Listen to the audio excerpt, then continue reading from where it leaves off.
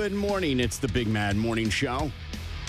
918-460-KMOD. You can also text BMMS and then what you want to say to 82945. Listen online, the website that rocks, KMOD.com. Past shows are available on iTunes. Search under BMMS. Listen with your cell phone. Get the iHeartRadio app. Available from the App Store of your cell phone provider. More on that at iHeartRadio.com. And we're on Facebook. Facebook.com/BMMS69. That's where you can hang out with us each and every day. Good morning, Lindsay. Good morning, Corbin. Good morning, Gimpy. Well, good morning. Got a pair of tickets to see Bert Kreischer, who's going to be at the BOK Center tomorrow night. Tickets available at BOKCenter.com. See what Gimpy wants to talk about. Got some Conspiracy Theory Thursday we'll try to get to. Talk Drillers Baseball with Mike Malega. We got our top list. Favorite baseball players of all time. It's going to be hard to nitpick on these, but favorite baseball players of all time. And we're toasting to our troops. Teamed up with the folks at Shinerbach to acknowledge veterans in the month of May. So on Monday, when our Listeners Are Awesome are happening, we're going to pick a local veteran to share their story of their service. If you're a vet or you know a vet, you can sign up on the contest page at KMOD.com. Any vet we get on the air, it's going to get a case of Shinerbach and dinner for two at Mondo's Italian Restaurant in the heart of Brookside. Make sure you go to the contest page, KMOD.com. I think Gimpy's really going to like this. Yes. Is there such thing as too fast when driving on the highway? Oh, yeah, for sure there's a such thing as too fast. I mean, speed limit's typically, 65? People go about 80. You can get away with 90. Pushing 100's kind of pushing it. If you're going 120, that's kind of too fast. If you're going anything over 130, I'm thinking, oh, holy hell, man. Okay. You know? Fastest I've ever gone on the highway in a car was 125. Whoa. So let's just go with what you normally do. Normally? Right. Like, how fast over the speed limit do you go? What are we talking about here? Car, bike? Because there's a difference. Is there Either one? To me, there is. To me, Okay. there is. I drive. The speed limit's the speed limit regardless of what vehicle you have, and I think that's what I mean. Absolutely. The speed limit's 65 miles an hour, but if in my car, I'm usually rolling with traffic, and that's hitting about 70, 75 maybe. Depends on which highway I'm on. If it's 169, you're hitting about 70 to 75. If it's on the turnpike where the speed limits are 80. And this is what blows me away, man. 80 miles an hour, you think is pretty damn quick, right? I'll be doing 80, got the cruise control on, and people are still blazing past me like I'm standing still, I know, man. but it's fascinating you say that when you're like, I went to 125 like it was no big deal. Yeah, So you shouldn't be surprised that people go faster. No. That was me being a dumbass kid when I was doing 125, okay? But nonetheless, usually in the car, I'll keep up with traffic. If it's on the the turnpike, it's running about 85 or so. On my bike, though, I'm rolling anywhere from 80 to 90 on any given highway. So on your bike, you feel more reason to speed. I don't know, more reason. It's just, just the way I do it. What about you, Lindsay? So if it's 65, I'll go 70. And if it's 75, or 80, I'll do 80. If it's definitely 80, I'll go 80. But you won't go over 80. 80's your top for you. It feels comfortable, and it's enough. So when the speed limit's 80, you practice restraint. Yeah. Interesting. That's Okay. enough. Okay. Is there too fast Yeah. for a speed limit? For a speed limit, no. I mean, Like a posted speed limit? Yeah. Is that Right. what you're saying? Yeah. Like, should the speed limit be higher than 65? I think we're having a tough time trying to follow what you're going with here. Like there's a difference. I just Yes. think you guys are overcomplicating it. Is there too fast for a speed limit? not so far. Yeah, if the speed limit's at 130, that's too fast, Yeah. man. So far, I have not seen a speed limit anywhere that's been too fast.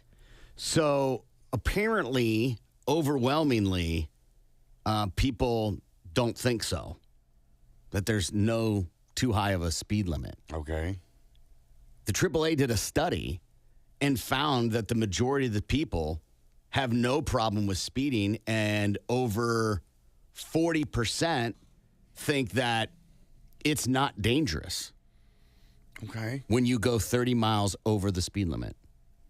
Okay, so let's say the speed limit is 65, 30 miles, that'd be 95. Okay. If everybody is pushing that limit at the same time, then no, it's not that bad. If everybody is doing the 60 to 65 mile an hour speed limit and you're the only one that's doing 95 to 100, then yes, there's danger involved. 46% consider more than 15 miles per hour over the speed limit on the freeway to be extremely or very dangerous, with only 40% openly admitting it to doing it a few times. And a lot of folks don't recognize that it's dangerous, according to the AAA, who's, they're going to say that. Right. Right? They're all very focused on safety, of course. People still, when you go like 85, will pass you. Yeah. There's always someone going faster than you. Oh, yeah. Always, always. I'm guilty of speeding, right? You were generous on 169. I think the people go about 80. Oh, yeah. Maybe so. I don't take it that often, to be honest with you. And I'm shocked with the motorcycle that you go faster, because to me, the slower speeds feel faster on a motorcycle. Really? Where if you're going 40 on a motorcycle, when you're seeing the ground move by you, it feels faster. Definitely. Well, you shouldn't be looking at the ground when you're riding, but point taken. I don't know. It's just 89's where the cruise caps out at. So you would go faster if it let you. I mean, that's just on cruise control. Man, I've had that bike up faster than 90 miles an hour many times. But overall, they say speeding is the standout behavior. And a person, so this is interesting, a person hit by a vehicle going 30 miles per hour, 70% more likely to be killed than by a car going 25. So 10 mile an hour, 5 mile an hour difference increases their chances of death dramatically. This text here says, I think it's safer going 30 over than 30 under. For who? I mean, I guess that makes sense. Let's say, think about it. You're on the highway. Highway speed is 65 miles an hour. That's the posted speed limit, right? If you're doing 65, got the cruise control on, you're minding your own business, listening to Van Halen or whatever, having a good old time, and you come up behind somebody who is doing 35, boy, you got to slow down dramatically, real fast. And it's more dangerous for the person doing 35. Both parties, actually, because, you caught them by surprise, and there's a chance that you can get rear-ended on the highway for going so slow. As to where, like, if you're doing 65 or whatever, somebody's doing 65, and I think if you come up, you can get around them a little bit easier doing over the speed limit. It's not as dangerous. I mean, it's an interesting argument to speed. But I think statistically, it's always safer to go slower. And this text here he's right. It says you go faster on a bike to stay away from traffic. That is true. That is true. You got to stay the hell away from people, man. Then what are you doing on the road if you're trying to stay away from traffic? Well, people run over you all the time. Well, they want to anyway. They don't want to. Well, they don't want to. They're just not watching for motorcycles. Exactly. Right, because they're going 90. But yeah, if you're Or they're zipping on in and out of or they're on their traffic. phone, or they're distracted by something else. Right. So, go faster to stay the hell away from people. Stay ahead of people. It's an odd argument to be like, I want to get away from traffic, when literally that's what you're doing is you want to be in traffic. That's why you're on a bike. You're in the traffic. That's the whole point of the road. You're in any vehicle in traffic. Yes. It's not just bike specific, but, when you've had so many close calls from people not paying attention, changing lanes without looking, and you have to swerve to get the hell out of the way, yeah, stay ahead of them. That way you ain't got nothing to worry about. No, I get it. It's the whole reason I don't ride anymore.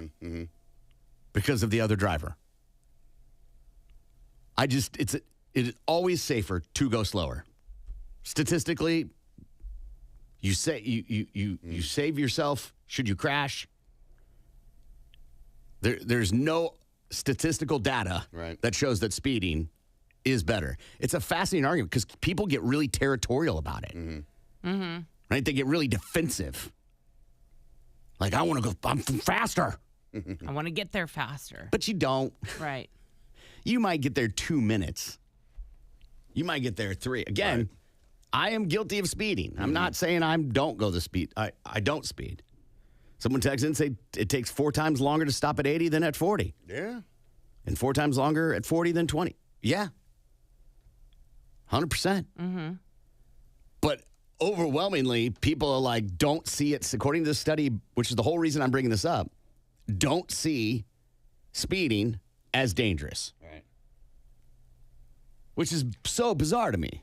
Well, and I suppose, if you are a concentrated driver, too, if you're not a distracted driver, if you are following the other rules of the road, not using your cell phone, not texting while driving, you know what I'm saying? Not eating This while is you're your driving. only vice? Is that what you're Right, saying? exactly. Yeah, exactly. Yeah. And people don't want to pay those heavy fines when they do get a speeding ticket because they ain't cheap. Right. Speeding is a massive problem in this community. Yeah. Oh, yeah. Everybody's in a hurry to get somewhere. Maybe. I think it's more of like an ego thing. You think so? Yeah. I need to get there earlier. Okay. I'm a better driver than you.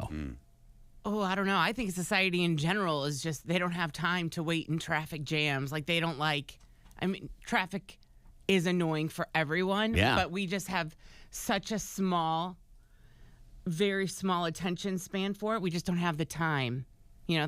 How long will you wait for a TikTok video? You scroll to the next one if it gets too long. You're right, and those are only just a couple minutes long. Exactly. You just don't want to wait. Yeah. Yeah, getting behind people that are slow sucks. It's like, come on. I understand the speed limit's 40. You could do at least 40, not 35. Speed up. Right. Screw you. I'm going to go around you. There we go. Get out of the passing Right. Speed to lane. go around. Probably, as Lindsay said, that's your only vice. You probably use a turn signal, look over your shoulder. Absolutely. Absolutely.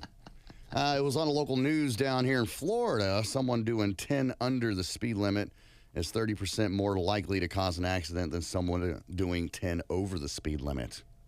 Huh. Well, good. So now the news doesn't lie? Now we're on board with the news? Not in Florida. You're right. Now we're on board. I just thought it was interesting that people don't see speeding as dangerous. Yeah. What do they see as dangerous? I think people feel incredibly safe in their cars. Absolutely. I think that's why you see road rage as such a problem. That's your own little personal bubble made out of steel and plastic. You see people's personalities who are not insane human beings act insane. Like it's this little time warp place they go to that they think they can just be a completely different person. Right. You can't get me. I'm in my car. Yeah. Roll up the windows and lock the doors. You'll buy a car to look cooler or tougher. You'll do extras to your car to look cooler or tougher. You'll tint your windows to look cooler and tougher. Don't give me this whole you suddenly care about the air quality. I mean, it does take the temperature down inside your car tremendously. It does, but that's not your first motivation. Right. You don't want people looking at you. Right. You want your privacy. The sun beaming in on you. There ain't nothing worse than no tinted windows and that sun's like a magnifying glass burning your retinas. It's terrible. I have that stripe on the front. Yeah. And I had it pretty low before. And at first I didn't think I was going to like it. I love it. It's nice, isn't it? Oh my gosh. And the next windshield after I replaced it, it wasn't as high. And I was like, ugh. Right? Right, because So you're so bright. used to it being right there. I think the legal limit's like right underneath the rear view mirror there. So you're used to that, and you just a few inches makes a huge difference to where the sun is just beaming in your eyeballs. All right, we got to take a break. We got tickets to Burt Kreischer we're going to give away. Burt Kreischer is going to be at the BOK Center tomorrow night. We're going to see what Gimpy wants to talk about. We've got Conspiracy Theory Thursday, and we're going to do our top list. Take a break, and we'll be back. You're listening to the Big Nothing you can do, honestly. Just sit back and take your lumps as they are. All right. If she wants it to work, she'll figure it out. She's going to be mad AF for a long time, and you're going to have to deal with it. You're going to have to deal with being boring. There's not going to be any time going out with the boys or going out doing whatevs, And if you can't handle that, then you need to walk away. You need to realize, well, I effed this one up. I'm just going to go ahead and take my ball, and I'm going to go home, and then I'll come back and play the game another day. You know what I'm saying? It's just there's nothing really you can do. Just let time pass it on by. That's it. I'm sorry, I have no gimmick for you that will work. You tell her you want it to work, you made a giant mistake, and you're willing to work through it. She doesn't hear that, you got your answer. It's pretty black and white, man. Yeah. You have to eat your S sandwich. And when you go on and date in the future and be asked what happened with your marriage, you got to be honest. You est the bed royally. And so either you tell her what you want and hope she appeases you, but why beg someone to be with you? The Huffington Post has a list of the rudest things to avoid when you're visiting someone's home, like things you shouldn't do, right? Oh, okay. Touching or moving things. Well, yeah. Oh, so like I'm guilty of this though. Like if a picture I'm shocked. If a picture is crooked hanging on the wall, I'll straighten it. Why? No. Why? It's not yours. Exactly. Nope. Because I'm sure that it wasn't supposed to be crooked. You don't know that. Some people like things off kilter like that. I'll even mention it. I'm going to fix that. Oh, that's rude. That's like, like the cliche of like a mom coming in like, your pictures aren't straight. Oh, Jesus Christ, Ma. Another one. Expecting a tour. Oh, yeah. You don't walk in and be like, give me a tour. No, I don't. I totally do. I love snooping around. Because I don't want someone to do that to me. Because what if your bedrooms aren't clean or the bathroom's not clean? Then they'll let you know. Yeah. Furthermore, Susan, they shouldn't be having company over if that's the case. Bedroom, maybe. Right? Bathrooms, though, clean that S up if you're having company come over. Another one. Overstaying your welcome. Right. How long? What's the good amount of time to stay at someone's house? Depends on what the activity is. Yeah. Let's say dinner. Oh, okay. Couple hours. 2 hours after dinner. After 2 hours. So you show up at 6, 8, get out. Mm-hmm. Because now it's time for the family to wind down. Yeah. And start doing their own nightly routine. And I think it depends on who it is, too. Like you always know, I think, depending on which friend it is. Snooping. Oof. Yeah. Opening the cabinet. Yeah, you don't to look do through the that. medicine cabinet. You feel like you give the vibe that you do that. No, I don't do that. Okay, it's not an insult. I'm just saying Yeah. it gives a vibe. Why? What Because gives you're you that nosy. vibe? You're very nosy. What makes me nosy? Well, you'll walk into a room when a conversation's happening going, wait, what are we talking about? Oh. Right? Yeah. Yeah. You love knowing other people's gossip? Yeah. I'll watch those gossip shows. No, I'm talking they're like there personal for. gossip. I'm not talking about TV shows. Yeah, if we're here, I don't want to miss out on anything, for sure. Yeah, that's nosy. Yeah. Bringing an uninvited +1. Yeah. Because now you're forcing the other people to, entertain somebody they don't know. It just makes Right, everything. or don't Yeah. like. Exactly. And it's not your place to be inviting somebody else over. Feeding their dog. Huh? Oh, like table scraps or something? I think that's what they mean, right? Yeah. Yeah. I can't imagine you'd be like, where's your chow chow so I can put it in the bowl? Yeah, some people do that. Some people think that because they feed their dogs table scraps or popcorn or whatever, that they can do that with your dog. That's good that your dog's stomach is adapted to that, but now you're going to make your friend's dog crap all over their house because it's not used to that. Showing up empty-handed. I don't think that's that bad. I mean, do I have to bring potato salad every time I come over? No? Exactly. No, I always take something. Yeah, I always take a bottle of wine. Okay. Always, always. All right. I usually got my medicine on me, so that just works out perfectly. Yeah, but that's not extra, right? Like I said, it's like offering him a cigarette. Right. I don't have to share with you, though. That's the thing. I don't have to. Yes, but you're not going out of your way is the point, right? Listen, I'm the guy that goes to Walmart and gets the cookies for the potluck that we're having here at work, okay? Do you expect more from me? Yeah, I think if you go to someone's house and they're making, like, let's just say dinner still, you got to take something. Yeah. I did. I brought Even my a appetite. dessert or wine, whatever. Yeah. Something. It's just manners, Gimpy, right? Right. Yeah, sure. No? Listen, y'all invited me over. Okay, cool. I'll come over and have dinner. That's all right. Doesn't mean I have to bring a bottle of wine or a 6-pack or a bottle of anything for that fact. That's that. Unless you say so, hey, BYOB, bring a bottle, bring a side item. We'll get the main course. That happens to me a lot. We got the main courses. Come on over for barbecue, whatever. Bring a side item. All right, cool. Tater salad it is. I've never gone to someone's house and, like, looked around and said to myself, that's so dirty here. Oh. Ugh. Wow. What, do they have lives? Right? I don't go, their sheets, they didn't even make their bed. I don't do all that. Oh, I bet you have. Look down my No. nose at you. Because life happens.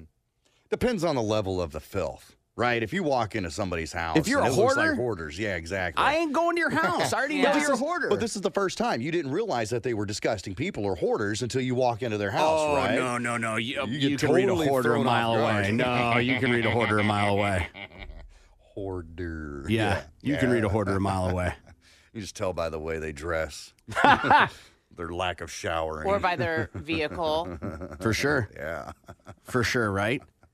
I think absolutely. But you still don't say anything. You just kind of watch where you sit down, maybe scooch the newspapers or whatever, paper plates with leftover pizza rolls on them, and hang out for a little bit. And I got to go. I got it. If I'm going to judge, I'm judging, like, I'm going to judge the food. So I'm not going to judge, like, hey, your bed wasn't made. No. I'm going to judge, oh, my God, you served Brussels sprouts or whatever that is. Right. I'm not going to get all like, ugh, you didn't clean for my arrival. Right. 'Cause you're right. Life happens. Life especially happens. if you've got small children. Oh, and you're having a dinner party. Right. You can expect toys to be all over the place. Now, there's a difference between, a little clutter, kids don't know how to pick up their toys, and your house looks like Ross, dressed for less. You know what I'm saying? Yeah, I would think if you're hosting a dinner party, you would want to clean up. You would think. Yeah. You would think. But that's not necessarily true, especially if you're like, hey, come over tonight, we're having pizza. Pizza feels like there's no cleaning happening. Yeah, it's okay to have your laundry still piled up on the back of the couch from like 4 days. You should at least pick it up and throw it on your bed. Yeah. Right? Give me a place to sit. Right. Just move the panties over. It'll be fine. It's always like, I've gone and I stopped getting in the car with this person when I went to get in their car and they're like, hold on. And they had to like unload a bunch of stuff from the seat and the floorboard into the back seat so I could sit down. Yeah. And I'm like, you invited me to get in your car. You should have had that fixed up beforehand. Or just don't invite me into your car. I'm with you. Right? If you don't have a place for me to sit, what are you doing inviting me over? I just like the company. I'm not a charity. Yeah. So that would be, I'm judging food. What do you judge? What's your judge when you go to someone's house?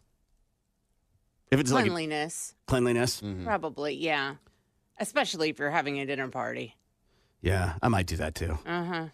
Gimpy? Definitely cleanliness. And it doesn't have to be sparkling, like you walk in and everything's ting, ting, ting, ting, ting, No. But if you're inviting people over, dinner party, or just to hang out and have a smoke sesh, you might want to just kind of pick up the bulk of Smoke things sesh. first. You're so bougie. Like, Yeah. You're going over get high, and you're like, man, the house was so dirty. Yeah. So dirty. Well, yeah, if you got to, you can't put your soda down or your water down on the table because, it's littered with empty cans. Right. Then, yeah, that's Right. what I'm talking about, man. Yeah. Go get a damn trash bag. But Clear off the table, Yes. and it'll be fine. Yes. I'm not saying you have to run the vacuum. Right. All right? Just don't make people come in and be like, oh, God. Oh, God. And furthermore, Susan, if it smells a little bit, just spray something. Just spray something in the air. You don't want to walk into somebody's house and get hit with a brick wall of stank. No. Yeah. Yeah, but you got to be careful too. Don't go crazy, right? If you're unloading half a can of Lysol, Right. You're you're obviously covering up a something up. smell. Yeah. right? Which will reveal itself in a In little due bit. time. Yes. It's not permanent. It smells like wildflowers and ass Yeah. Is it Febreze? and mold. Febreze is literally advertised to cover up stink. Absolutely.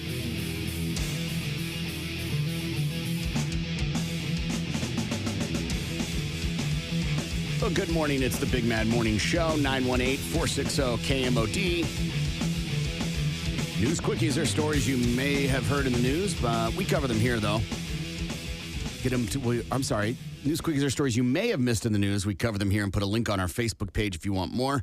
Facebook.com/BMMS69. It's time for News Quickies. Okay. World News.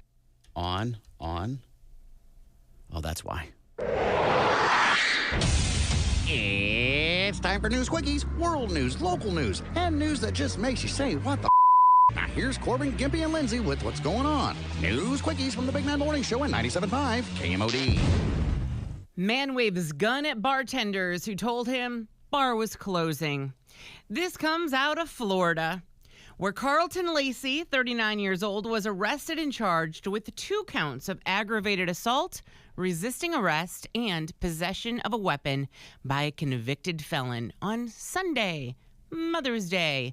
According to an arrest affidavit from the Lake County Sheriff's Office, deputies responded to Big Dog Saloon in Mount Dora at around 2:15 a.m. in reference to the assault. They spoke with 2 bartenders who said that Carlton Lacey allegedly pulled a gun on them after they had told him it was time for the bar to close. One of the bartenders said she was telling patrons that it was time to leave, and Lacey allegedly grabbed the gun from his waistband and said, "Who needs to leave?" and then waved the gun in the air in her direction. Then the other bartender asked him to leave, and he responded by grabbing his gun from his waistband a second time and pointed it at her chest. "Keep playing with me, bitch." That's what the bartender said he said to her. Multiple witnesses confirmed to police that they saw Lacey with a gun, waving it around inside and outside the bar. Deputies located Lacey in the parking lot, but he's accused of running away. The bartenders were able to give deputies the license plate to the car that Lacey arrived in, and deputies conducted a traffic stop nearby. 3 men were inside the car, one of whom matched Lacey's description. He was tased and taken into custody. He actually denied having a gun or threatening the bartenders. Deputies were not able to locate a gun inside the vehicle or in the area where he ran. He remains in custody in Lake County with $21,000 bond. I love the Yelp reviews. Oh, of the bar? I love dive bars, and having made some of my best memories in places like this, don't bother trying to sing karaoke here. The DJ sings more than the patrons, even with a long wait list. A group of people came in and immediately were next on the list. When I asked the DJ why we were skipped over, he said, "I should have slipped him a 20 if I wanted to sing. I've been here twice, and both times fights have broken out. Definitely not the type of place to feel safe. I never go into a dive bar with expectations, but this place is somewhere to stay clear of." Yeah. All right, sounds like a good time. It sounds like a dive bar. He Yeah. was just trying to be a big dog in the saloon. Man busted for battery with a soiled diaper. There's this kid. He's 18 years old. His name's Damian Caston, and he's paralyzed from the waist down, and he lives with his brother. Well, apparently, not too long ago, him and his brother got into a bit of a verbal argument, and Damian got pissed, and Damian starts throwing things around the house, damaging the walls and the whatnots. And then he turns to his brother and another witness and starts throwing things at them. So what does the brother and the witness do? Well, they pick Damian up and they take him outside and place him in the front lawn for everybody's safety. At least that's what they say anyway. They throw down a blanket. Right. Damian didn't like that too much. I pictured they took him out of his wheelchair and then just placed him in the lawn. So he can't really get, it's not like he's walking or anything. Anyway, so Damian didn't like that too much. So Damian takes off his diaper and throws it at his brother and gets diaper remnants all over the porch and the chest of his brother. And by diaper remnants, I mean duty. Yeah, cops get called out. They hauled Damian off to jail. He got busted for domestic battery and was told not to have any contact with his brother. I mean, he doesn't have a lot of choices. So far as we mean. Well, I mean, he can only go with what he can reach. Right, exactly. And I guess if that's your dirty diaper, then have at it. But how about just not throw things at people? Two things. What does this tattoo say above his eye? Can you read that, Gimpy? Oh, Shyman? more than likely. Give me a second. Sherman? Schwinn? I didn't even notice the tattoo on Champion, maybe? I don't know. Sherwin. Okay. And also, unless you're Amish, don't grow beards like this. Yeah, that's a weird looking beard. I get it. You're trying to grow a beard, bro. You look like you're trying too hard. To be fair, though, he's only 18, so he hasn't really gotten that far into the facial hair. Even more. He thinks he's man enough to get a tattoo above his eyebrow like that. Right. Look, that mustache needs some work. So uneven. All of it does. Yeah. No regrets. I think his tattoo says champion. I had to zoom in what a world? lot. It looks like it says champion. You're right. Yeah, like the champion logo from Champion Athletic Wear. Oh, yeah. If you were going to get a tattoo above your eyebrow, what would you get? Ooh. Oh, that's easy for me. It'd be Gimpin' Ain't Easy. Hashtag it right there. Boom. Okay. That makes sense. Yeah. Okay. Lindsay? An eyebrow. An actual No, eyebrow. you have to. No. An eyebrow above your It would eyebrow? have to, be, That's it would have to weird. say something. Yeah, that's obviously not what we're talking about. One of my kids' names. Okay. Sure. Just one, huh? Wow. You just play favorites all day, don't you? Listen, she could do a unibrow and have all three of them just right across. I would accept that answer. That would be hilarious. Yeah, I guess I would get something like faith, spirit, hope, Love. the shortest word possible. I'm not getting champion. Right. That's a little presumptuous. Well, he is champion diaper tosser. No, he's not. He got in No, trouble. Yeah. Yeah, well, he could probably do better than I could. Neighbor exposed genitals before he was shot to death. What? New information about a deadly disturbance between two neighbors in Las Vegas. Metro police say the victim, 47-year-old Joe Marino, was shot multiple times on Monday night after he exposed his genitals to the suspect's family, including his 5 children. The suspected shooter is identified as 32-year-old, get that junk out of here, Eddie Marino Jr. Though there are no reports of the men being related, court documents say the men lived next door to each other. The suspected shooter, who surrendered to police without incident, is facing a murder charge. Well, yeah. Allegedly, according to him, he's saying he shook his junk at them and yelled, "I'm going to kill you," Okay. which is quite convenient. Yeah. Yeah, I feel threatened. I would argue there's the chance of him grabbing his genitalia and doing his best Jersey Mafia, I'm gonna kill, like, Yeah. maybe he said something derogatory, like I'm going to F you up, or I'm going to do something derogatory in front of your children. But I'm going to kill you as he grabs his junk? That makes no sense. Silence! I And it wasn't clear if he unzipped his pants and grabbed an exposed or if he just Michael Jacksoned. Okay, well, when I hear the word exposed, to me, it's like it has to be out of the clothing, you know? It's if you showing. just Michael Jackson it, then you're just grabbing your crotch and going, hee hee. But, yeah, you exposed it. That means that's wiener out the trousers. Worth getting shot over? No. No. Come on. But kids, they're kids. Absolutely, yeah. You shield their little eyes. Right. and Look you away. say, come on, man. I mean, for real, dude. I mean, you're definitely not going hands-on. No. No. You don't try to take that weapon away from him. And if he was in his, like, they were across the driveway from each other, across the street, just go inside. Right? Why do you have to unholster? You don't trick your junk. Right? What? What are you in for, man? Somebody tried to hit me, so I assaulted him, and then I accidentally killed him with a punch. Oh, man. What are you in for? Someone broke into my home. There was an altercation, and I killed him. We're waiting for trial. Another one, what'd you do? He shaked his penis at me. Huh? So I shot him several times. Several times. Not one shot. That's what she said. All right, we got to take a break. We'll be back. Tulsa's morning show is coming right back. For a second day, this happened last Wednesday. He admitted to killing and mutilating Kevin Bacon, who is 25 years old. In court, he accepted a plea into open murder. The hearing was for the judge to determine if Mark will be sentenced for a charge of first-degree or second-degree murder, and the judge decided on the former.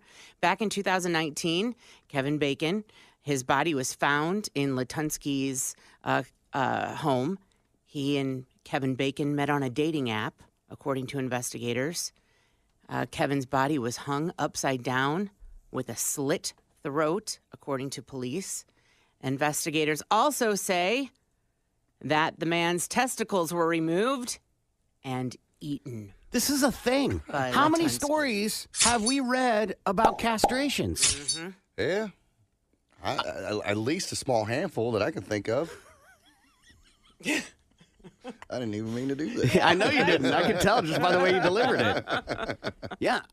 It feels like we've read, I mean, it happened here in Oklahoma. Yeah. Some guy come down to meet two other guys, and they end up cutting his balls off or something like that. Yeah. Is it for fun, or are they, trying to prove a point? I don't get, because me personally, I would never chop my balls off for fun. No. Is it a Moose and Muffin thing? Like you go for a little BDSM, just like tightening, and then there's some menacing people out there, and like, I'm just going to slice them off. Right. Let's see how far we can take this train. Okay. That doesn't.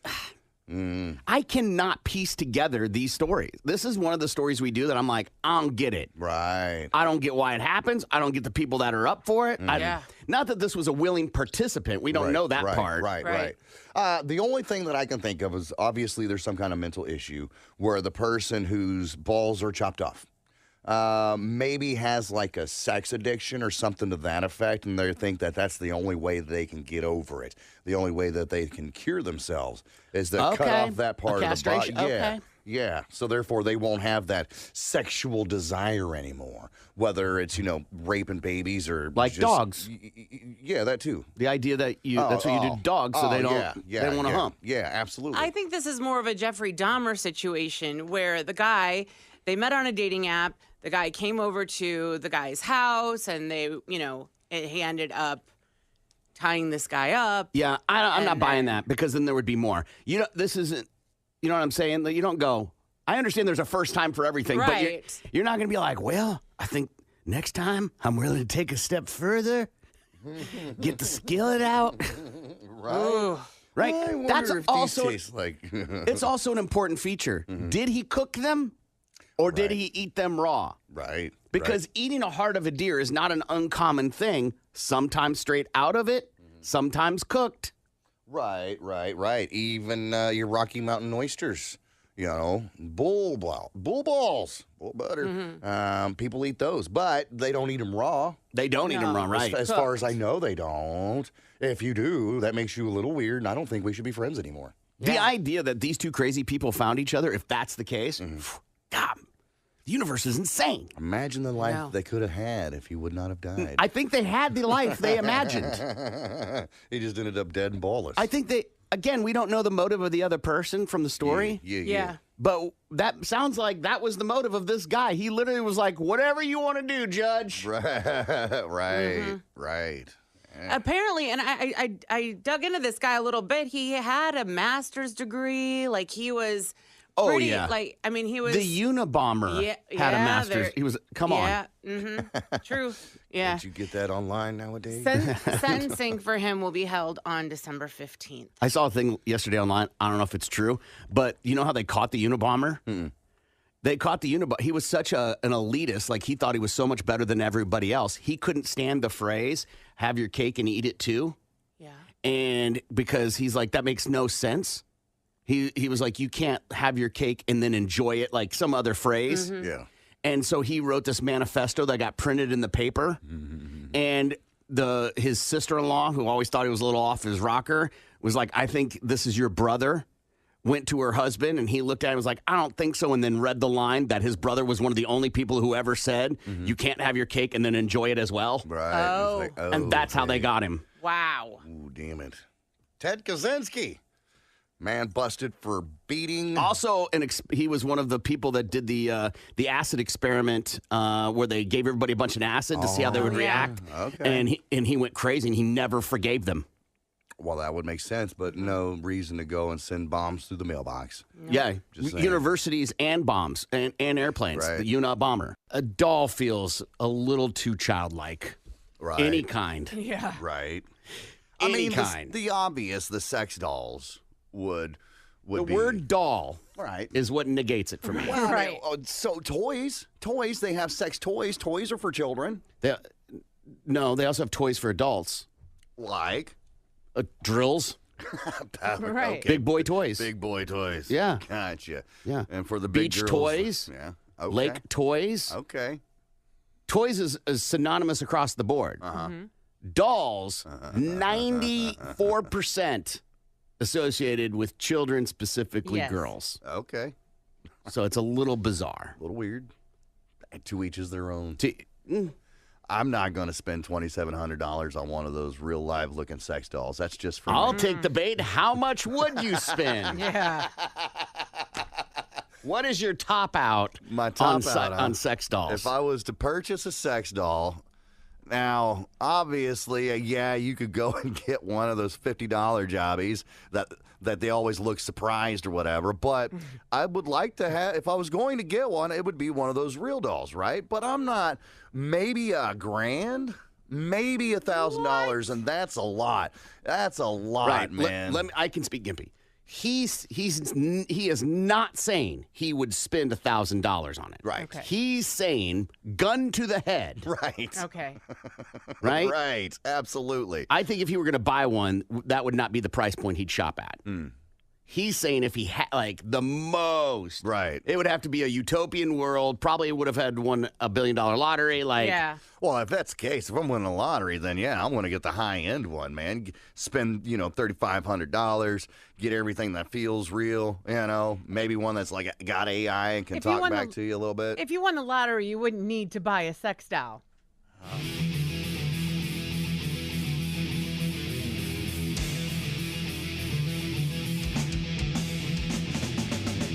Good morning. It's the Big Mad Morning Show, 918-460-KMOD. You can also text BMMS and then what you want to say to 82945. Let's see what Lindsay has for Balls to the Wall Sports.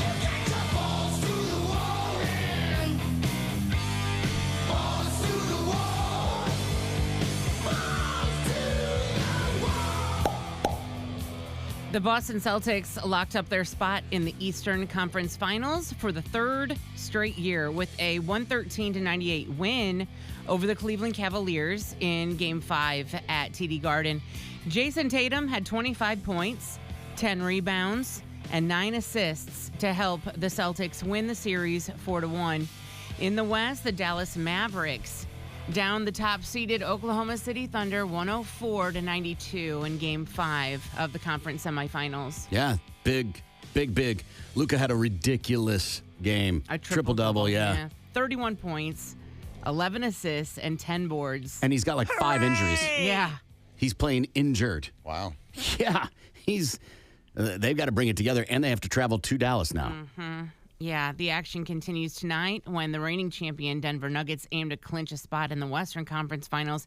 They're going to face the Minnesota Timberwolves in Game 6 in Minneapolis, and that game starts at 7:30 on ESPN. Steph Curry will need to make room in his trophy case for some new hardware. The Golden State Warriors superstar guard has been named the winner of the 2023-24 Magic Johnson Award. The award is given annually to the NBA player who excels both on the court and in how they deal with media and fans.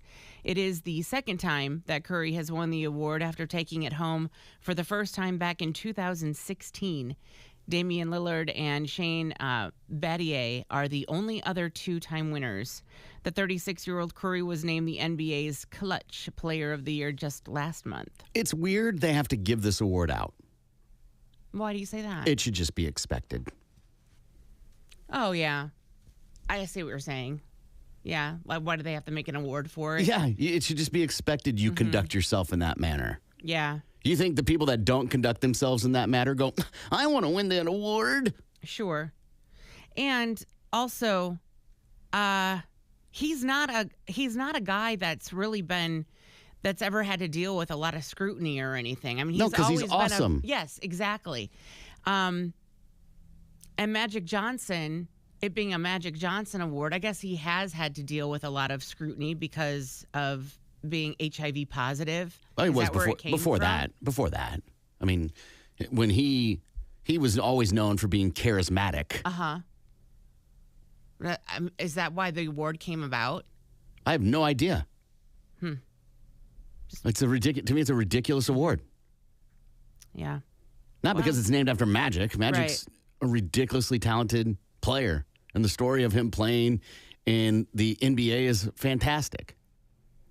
And maybe they were like, if we have this award, maybe it'll deter our players from acting a fool in public. And No. Clearly it hasn't helped. No, it doesn't matter. Right. Netflix is jumping in the Dallas Cowboys huddle. The streaming giant's producing a documentary series about the Cowboys and owner Jerry Jones. Netflix says it will tell the definitive story of Jones and his unique journey in transforming America's team. There is no release date yet. I think this is fascinating. I can't wait to watch some of this. I will. Definitely. Yeah. I just want to see some of the insight, like behind the scenes type of things. Right, like what was the turning point for you guys to just suck ass all the time? Was it 1998? Was that the year? Well, and the other part is this a Jerry Jones thing? Okay. Like, is he getting final cut? Okay. And to What make won't it we look see? good, yeah. Yeah, there's no way he's going to let the Cowboys or himself look bad. Right. No way. No, not at all. And HBO is bringing Hard Knocks back, but with a twist. Now concentrating on football life off the field, the show's next season is titled Hard Knocks Off Season with the New York Giants. The 5-episode series will debut on July 2nd on HBO and run through July 30th. Things fans are likely to see on the show: a reported and failed pursuit of first-round quarterback prospects, the free agent departure of running back Saquon Barkley to conference rival Philadelphia, and the addition of much-hyped LSU wide receiver Malik Neighbors. I mean, there's been so many incarnations of the Hard Knocks. To me, they're all kind of the same. Yeah. Didn't they do the Cowboys on Hard Knocks too? Oh, yeah. They've done the Cowboys probably the most out of anybody. Yeah. Like 3 or 4 times. I'll probably watch that one though too. It depends on if it's compelling. Right? If it's a snooze fest like it was a few years ago, like the Dolphins one was pretty good. The Jets one wasn't very good. The Cardinals one wasn't very good. The Lions one was okay. Yeah. And finally, a star player on the Steelers defense plans to sit out of OTAs. ESPN reports Cameron Hayward has not participated in voluntary workouts so far as he seeks a contract extension. The 35-year-old has never missed an off-season program. Hayward missed 6 games last season, but managed to record a pair of sacks to go with 33 tackles. The 6-time Pro Bowler and reigning Walter Payton Man of the Year award winner has spent his entire 13-year career with Pittsburgh after being selected in the first round of the 2011 draft. And that is your Balls to the Wall Sports. I'm Lindsay on 97.5 KMOD. Balls to the Wall Sports is powered by the award-winning service of Groundworks Tulsa. Work. What do you mean? So have you ever seen like in Hobby Lobby they have those plaster Paris where you make the plaster Paris of like you holding your baby's absolutely. hand or like you put your kid's foot in it? Yeah, I did that in art class with my little hand. I know exactly what you're talking about. That would be this, except it comes in a tube, and the idea is you do what you have to do, and then you do the mold, and then it sets, and then you. I don't hair. Yeah. 2, any sort of deviation from what's happening in a sexual moment for me, it's over. Right. So your dildo would come out all weird and deformed, pretty much, basically. Or smaller than the representation. Well, what am I going to do with this thing, huh? And do you tell people it didn't work? Like, I couldn't do it? That's why you read the reviews first, right? And I don't know anybody that's done it, so I can't. I know they sell them. Oh, yeah. So I'm sure someone's going to be like, oh, yeah, it was great. I'll get one over the weekend, put one together, bring it in for you Monday. You don't have to bring it in. You could just give me the verbal review. Drunk Florida man kicked out of bar, returns and attacks bar owner with belt. This happened last weekend in West Palm Beach. A 37-year-old man kicked out of the bar for being too intoxicated, but quickly returned wielding a firearm, according to an affidavit. Fabio Lano Sanchez, arrested by Palm Beach Sheriff's Office. According to records, he was released on last Wednesday with a $60,000 bond amount. He arrived to the area on July 23rd around 2 a.m. The owner of the bar said that he shows up, he was a little drunk, then he got too drunk, and he started harassing customers. So they asked the man to leave. He left to his car but came back with a firearm. He pointed it directly at the bar owner and said, "I will shoot you." And then he threatened to shoot the bar's security. Well, then Sanchez decided, I'm going to just take off my belt, and started swinging it at the bar owner. He hit him multiple times. A security guard began fighting with the suspect, and the bar owner began fearing for his life. He told deputies that's when he called 911. And they showed up, arrested him, said he was going to kill everybody. The owner had an injury on his finger from the belt. The guy himself did not have any injuries. The suspect had some scrapes and bruises on his face in his mugshot, though. That's a very underrated weapon. Absolutely. A belt is, you know? Okay. Yeah. I mean, you could do some damage with a belt. Trust me, I know. But to use it in like a street fight is not something you see every day. You hear about guns, knives, crowbars, baseball bats. I appreciate this guy for whipping out his belt.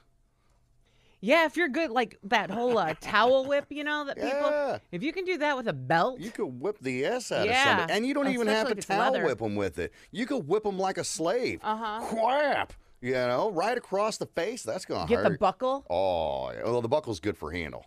Oh, that's true. I guess I think of the scene from Indiana Jones Okay.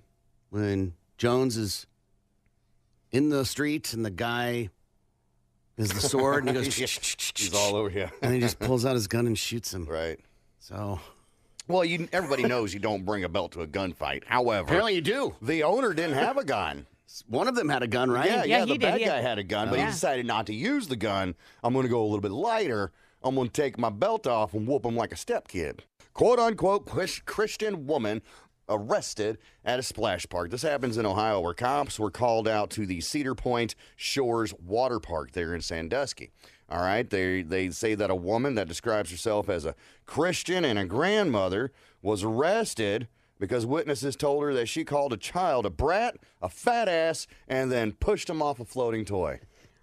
I mean, brat, right, fat ass. and then pushes his tubby ass off the floating toy. Get out of here, fatso. Yeah. So they show up to this water park because this elderly woman, she's 67, and she's picking on this kid.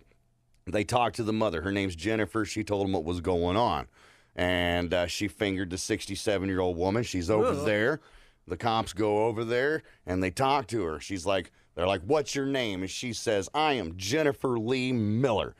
And then she gives them an address, a date of birth, phone number, all the information they're looking for. And she admitted to calling the kid a brat. But she denied swearing at the child and says that she never touched him at all. She says that she's a good Christian woman and a grandmother and would never do such a thing. Anyhow, other witnesses contradicted what Jennifer had to say.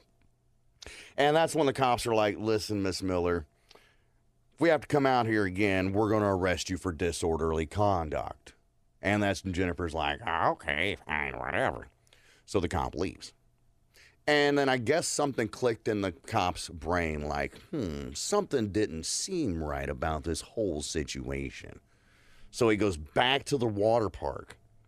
And I guess Jennifer, Ms. Miller, the 67-year-old lady that called the boy a fat ass and a brat and pushed him off the float, she gave him a fake name, a fake address, and a fake phone number. Right, that just went to busy. I guess the cop tried to call the phone number, and it's all ding, ding, ding, ding. Sorry, you're busy. Anyhow, so they go back and talk to her about it. And she said that she didn't have an ID and that she felt she was being harassed by the police. She eventually admitted her name was Janet Nail, and they took her in for obstruction. I love when people use whatever thing to validate their behavior or to invalidate their behavior. Like, I would never do that. I'm a teacher. Right. I would never do that. I'm a woman. Right. I would never do that. I'm a family man. I would never do that. I'm a veteran. I would never do that. I'm a Christian. Like, settle. People are people, man. People Yes. do crazy, stupid things. Those behaviors or those traits hardly make you incapable of doing bad stuff, right? Right, Yeah. right. You can still be a good Christian person and be a douchebag. Yes. I saw this story circulating today about TikTok doctors warning the number one position for penile fractures.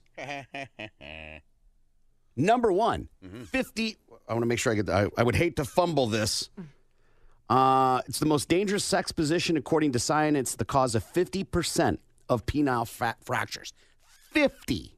That's a lot. So of all the penile fractures that happen, half are because of this sex position. What do you think, Lindsay? Doggy style. Okay, Gimby? I am going to say it is the reversed cowgirl, It is the reverse cowgirl. which is my favorite by far. Sure. Yeah. Yes, all of them are good. Yes. Yeah, I don't know. Even plain old vanilla is good. Yeah. Yeah. The line of great is pretty thin from a guy's standpoint. Right. I mean, I guess it kind of makes sense because they're not looking and paying attention. But are you really looking and paying attention even if you're facing forward? You know what I mean? There's obviously no bones inside a penis, so it's a tear in the frenulum or the tunica albuginea. Sure. This is a rubbery sheath of tissue that allows for the penis to do what it does best. And that there is this new resurgence because of the doctor saying this on TikTok that people are like, oh, okay.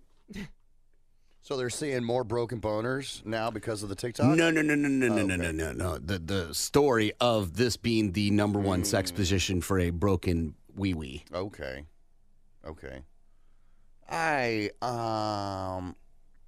I've never had a fractured penis, So I don't know what that would be like. It's not fun. I mean, it didn't break or anything. You've had a fractured penis? I don't want to say fractured, but, things didn't work out the way. So, KMOD. Can also text BMMS and then what you want to say to 82945. Good morning, Lindsay. Good morning, Corbin. Tonight is a triple play Thursday with your Tulsa Drillers. Get that free Drillers golf hat tonight. The first 1,000 fans through the ballpark will get one of those beautiful hats. Drink specials all night long, plus Tulsa's own King Cabbage Brass Band tonight. Triple play Thursday with your Tulsa Drillers and Tulsa's Rock Station 97.5 KMOD. Good morning, Gimpy. Good morning, Lindsay. Yes, Will sir. you please get out of my head? Sorry. I was sitting here right before we come back. What are we going to talk about? What am I going to do for the top of the hour? Tulsa Drillers. Boom. And then you literally said everything that I had rolling through my head. Ugh. Hey, we want to toast our troops. If you're a veteran, we want to hook you up with a case of Shinerbach and dinner for two at Mondo's Italian Restaurant in the heart of Brookside, simply for sharing the story of your service. You can sign up at the website that rocks, KMOD.com. If you're not a vet, but you know a vet and you think they deserve something like this, well, you can nominate them to same spot, contest page, KMOD.com. Be around the world, take my strong hand, get on the give train, on the give train. Be around the world, take my strong hand, get on the give train, give train. I feel like, cram 12 pickles down my throat pretty easily. Easy. Hey, you guys know what misconnections are, yeah? Mm-hmm. You ever have one? No, can't say that I have. Never, ever. Even before, marriage and all that. Never had a missed opportunity, misconnection with somebody. No. Corbin? I mean, misconnections in the way that I'm thinking of it is like on Craigslist and you saw someone, you want to try and hook up with them or find them. So Craigslist misconnection thing was not really a thing when I was single. Right. We're not really looking at, did you place an ad on misconnections? Just did you ever have an opportunity like that? You had a misconnection that you look back and you're like, man, I should have said something at that point in time. I'm sure I do, but I can't recall it. Okay. I recently had one. Yes, and I was like, all right, well, that's interesting. So instead of taking the Craigslist, I figure I got this giant platform here, might as well use it, right? Hold on. So let me wrap my head around this. You recently saw an individual, and you felt like afterwards, there was a chemistry or something there that you want to try and pursue. 100%. So you're going to try and find them on the air right now. Absolutely, man. Our listeners are amazing. Our listeners are awesome. We do a segment about it every Monday. We just happen to be doing veterans this month. But, yeah, man. I figure the Wiki Dicks, they're sleuths, the internet sleuths. Surely somebody knows exactly who I'm talking about and can be like, hey, they were talking about you on the radio. You know how many times, people are like, hey, I heard you talking about me on the radio. Well, yeah, I was. So I know people are listening, and I know somebody knows exactly who I'm talking about. So the goal here is for you to get a connection to this indivial. Yeah. You don't know if they're single, married, nothing straight, gay. It. You have no idea. No, nothing about it. I was, see, what happened was I was on my way home Tuesday. What's up, brother? And I'm on my bike. And I'm cruising down 71st Street, heading home. And I'm about like 71st, almost 169, right? And there's this, and we're in traffic. And traffic on 71st Street at that time of the day is pretty backed up, right? So I'm at the stoplight, and I'm just kind of minding my own business. And I look around, and I spot that there's this bike behind me. Nice looking crotch rocket, too. And I was like, oh, that's cool. But I also noticed, and I can spot him from a mile away, it was a lady rider. I was like, oh, hey, what's up? To me, there ain't nothing sexier than a lady that rides. You know what I mean? Was she wearing, what is the designating feature that makes you know it was a female minus, I'm assuming they had a helmet on. Yeah, dude, she was dressed like a ninja. All black. Black pants, black top, black jacket, black helmet, covered up the mouth, nothing but eyes. But there was something in the eyes that I could see and tell it was lady rider. Also size, stature, body shape, stuff like that. Okay. I just looked back on, I was like, and I took a double take. I was like, oh, hey, lady rider. Cool. All right. So light turns green, and then we get up to the next stoplight right there at 169. And And I looked back again, and she pulled up a little bit. I was like, and I motioned, hey, come on up here. Come on. Wave my little hand up there. Come on up here. So she does. She does. And pulls right up next to me, right? And it's this beautiful, beautiful black BMW crotch rocket. Boy, tell me about it. Tell me about it. And so, you know, we silently compliment each other on each other's bikes. And the light turns green. She pulls ahead, gets on Highway 169. I go straight forward on my way home. And that's when I said, God damn it. I should have gotten over on the highway and rode a little bit with, you know. Followed her. I don't want to say followed because it sounds creepy. But that's what you mean. But at least, you know, hey, let's pull over and talk for a little bit, you know, because when you're on a bike, especially one as loud as mine, you really can't hear much of anything, right? So we all have to use hand gestures and stuff like that. And that's how we were talking to each other at this stoplight. So she pulls off, and I was like, damn, I should have got behind her, at least got on the highway and motioned, hey, let's get off the highway and pull over in a parking lot, sit and talk, maybe get to know one another after that. But that's where the misconnection comes in. So I'm sitting at home, I'm thinking, well, God damn, kicking myself in the ass. Man, well, hell, all right.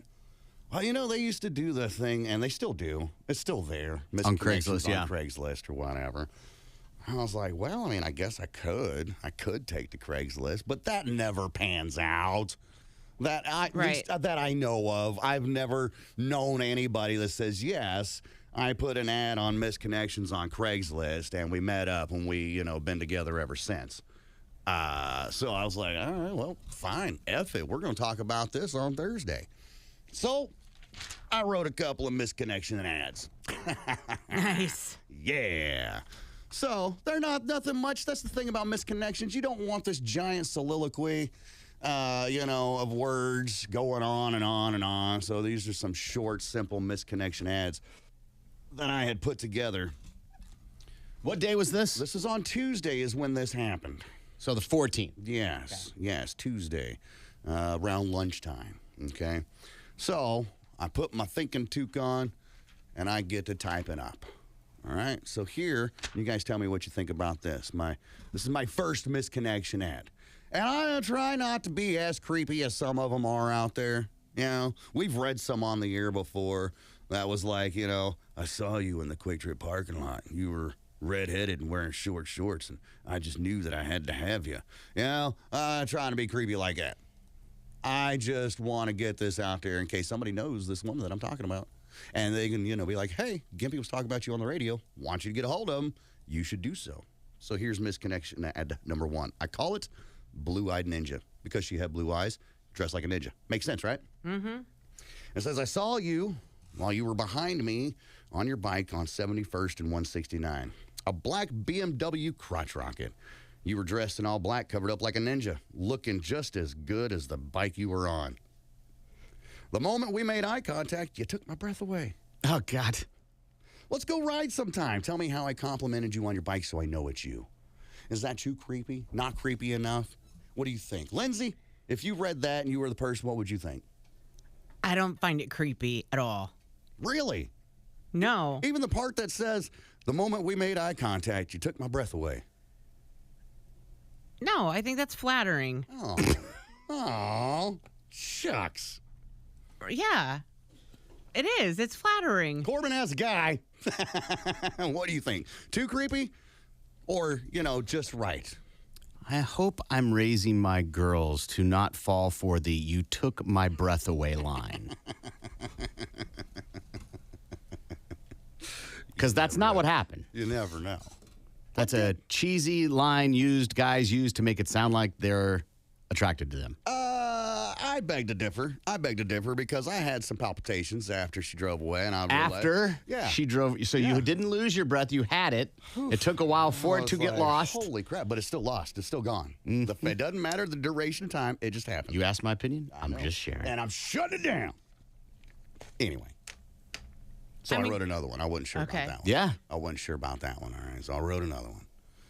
It says here, black bike near 169 and 71st Street. Makes perfectly good sense, right? That's the location. That's the bike she was riding. I'm thinking, if Yeah. you're reading this on Craigslist, that the person who's reading it is like, yeah, that's totally, I got a black bike. I was on 71st to 169. That must be me. It says, it was a sunny Tuesday in Tulsa around noon.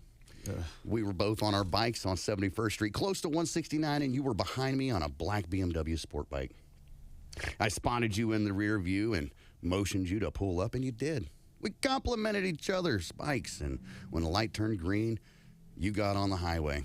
Tell me what gesture I made to compliment you on your bike so I know it's you. I feel that's something you have to have in a misconnection, right? That's all. Some sort of to know you're getting the right person. Yeah. All the ones that I've read, they have something like that on there. So, I don't know. What do you think about that one? Lindsay? The first one was better.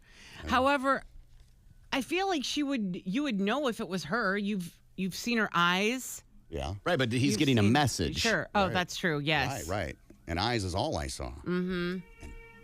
Yeah. I think that it is definitely still cheesy. Okay. Right. The thing is you said it yourself. All of them have this thing. So how are you going to make it not sound creepy? Somebody texted in, and I agree 100%. You are already behind the 8 ball on this. Oh, yeah, for sure. 100%. Because you know what a woman likes? A strange man following her in her car or on foot or on a bike. It would have scared the hell out of her to follow her. Maybe so. Yeah. Maybe yeah. so. Maybe not, though. Not everybody's like that. No, not everybody's like that. Especially. Are you implying a lot of people like it? I'm not saying a lot of people like it. I'm not saying a lot of people don't like it. You just don't know who that person is. Just because you might be creeped out about it doesn't mean that person is. You see what I'm saying? It is a weird mentality to go, I wanted to talk to you. Move up so I can talk to you. And then, hold on. And then also be like, I should have followed her and commanded her to pull over so I can get to know her. Yeah. Because if she wanted to talk to you or wanted more with you, she would have pursued you. Maybe so. Maybe so. Or maybe she was in a hurry to get somewhere. Maybe so. She had things going on. Maybe so. But in Gimpy's defense, when he did motion for her, she didn't have to come up next to him if she didn't want to. 100%. 100%. Especially with creepy Claw waving you up there. Yeah. That right there, if she didn't want to have anything to do with it, she would have not. She would have just stayed back there, a bike's length away, a car lengths away, and not would have even thought about coming up. And he said that she was completely covered up. She could have just acted like she didn't see him. She could have ignored it completely. I like the way you think, Lindsay. Yeah, Thanks. two things. One, bikers typically feel safer together. And if he was motioning her, she may be like, oh, a fellow biker, right? All good. And then the other part is, who doesn't want to advance in the line to the light? That is a true statement. On the other side of that coin, though, there was a silent conversation had at the light. If she didn't want to have anything to do with me, there would have been no interaction at all whatsoever. So not only, even if it was just, I feel safer, or hell yeah, I'm going to get up closer to the light, there would have been zero interaction. I would have, complimented you on her bike and she'd have just kept staring forward. But instead, there was interaction in between us. So to me, I feel like there was something there. It may not be a bonfire, but it was. Yeah. There was a spark. It reminds me of a thing I saw that just because a woman's being nice to you back doesn't mean she wants to bang you or talk to you or have a relationship with you. You Very never true. know, though. You're right, but you don't know until you try. How you going to win if you don't play?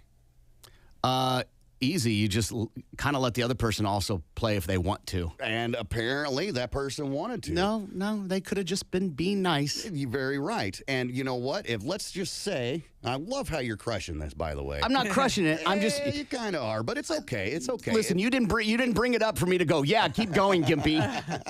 Actually, I did. Nonetheless. No, you didn't. Nonetheless, if there wasn't any action there, maybe, yeah, we get on the highway, I motion, hey, let's pull over, let's chat. And then that's when we get to find out, oh, hey, yeah, I'm taken, or, there's no interest or anything like that there, instead of just letting it go on. But, again, how you going to win if you don't play? So, nonetheless, my last one here before we get out of here, because, yes, I had 3. And, yes, you're right. It wasn't last week I had a girlfriend. It was a couple weeks ago. Didn't work out. Thanks for listening. Last one here, hottie on a crotch rocket. That's why I labeled this one. It says, to the hottie on the black BMW crotch rocket, you were behind me on 71st Street going eastbound towards Highway 169. I was on my way home and you were going somewhere. Says, you're wearing all black with nothing but those beautiful eyes showing. I motioned you to pull up, and you did. While at the light, we silently complimented each other on each other's bikes. And when you pulled ahead of me to get on the highway, I saw you have the greatest glutes God could give anyone. Let me know how we complimented each other, and let's go ride sometime. Think that's good? All I'm picturing is like Ron Burgundy right now. Like I think that was his best one. I can hear him be like, I can hear Ron Burgundy be like, "You were behind me, but I want you to be on me." I'd like, rather be behind you. To me, at least that was the most authentic one of him. Yeah, absolutely. It was his best one. 67% of the time, it works every time. Right, Anyway. exactly. Might also be a Rudy situation. It's the last game of the senior year. Let the little guy get in the game. Shoot your shot, homie. These are some texts that are coming in. Misconnection to the hot babe on the BMW crotch rocket. Want to take my hog for a ride? Yeah, no, I think there might be something there. What would you have him write for a missed connection, Lindsay? Yeah. Knowing the details, right? Yeah. What you got? Yeah, I liked the hottie on the crotch rocket. Yeah, no, formulate it. Let's hear it. Right. What are you writing for me? Hottie on the crotch rocket. I want to get to know you better, and if you're interested, I'd like to take you out. Yes, something along those lines. You want to take her out on a date. Okay, yeah, don't use Lindsay. Awkward. Yeah. I don't know what to do with my hands. Right. Yeah, again, I think this is a tough situation. You missed the whole option, so anything you do is going to be uncomfortable. Oh, absolutely. So I think you got to go something with, you were on your bike at 71st and 169. Mm-hmm. We talked at the light. Let me know what color my hog was. I'd like to get to know you better. Sure. Leave it at that. Simple, yeah. If she's going to miss connections because she felt the same chemistry Right. as you said you were feeling, then she's gonna you want it to be you, Right. Which is what I feel like. All those are things you would say. Yeah, fair enough. Either way, it's worth a shot. If you happen to know this hot chick on a black BMW crotch rocket, tell her to get a hold of me. Call me. Been around the world, take my strong hand, get on the give train, on the give train. Be around the world, take my strong hand, get on the give train. I feel like cram 12. Maybe, but we live on tips. God damn it. You made. Not necessarily, but Wait, it hold on, helped out Sonic employee. tremendously. What are you talking about? I got my wages, yes, but the tips were always good and always appreciated. Of course. So here's the thing. You said you made your living off tips, which implied you did not make a salary. You did not make money. I mean, I did, but it helped add towards the living that I'm making these Of tips course. here. Like, we should then get tips. Shouldn't we, though? I love it. No, we can't leave a jar out front. The hobos will take it. What was the Nonetheless. biggest tip? His More name than he was can Tony. handle. He was about 6'7", 450 pounds. Biff. Massive. Biff, what is his name? Tiny. Ew. I think the biggest tip giggity that I got was, I think it was like a $20 bill. Yeah, it was a $20. For one song? For one song. Yeah, those drunk bitches, man, when they want to hear it, they'll pay for it. I'm like, What's the "All right." most you hauled in a night, tip-wise? Tip-wise is like $100. Damn. That ain't too awful not bad. No. And I don't have to split that with the other barbacks, bartenders, Right. waitresses, or whatever. That's all me. So that Would they split their tips with you? No, hell no, never. But they had to split it amongst themselves Sure. or whatever. So I was total separate entity, got to keep everything. I didn't. I've never tipped a DJ ever. Well, I've told him to get out of that career, but I mean, Yeah.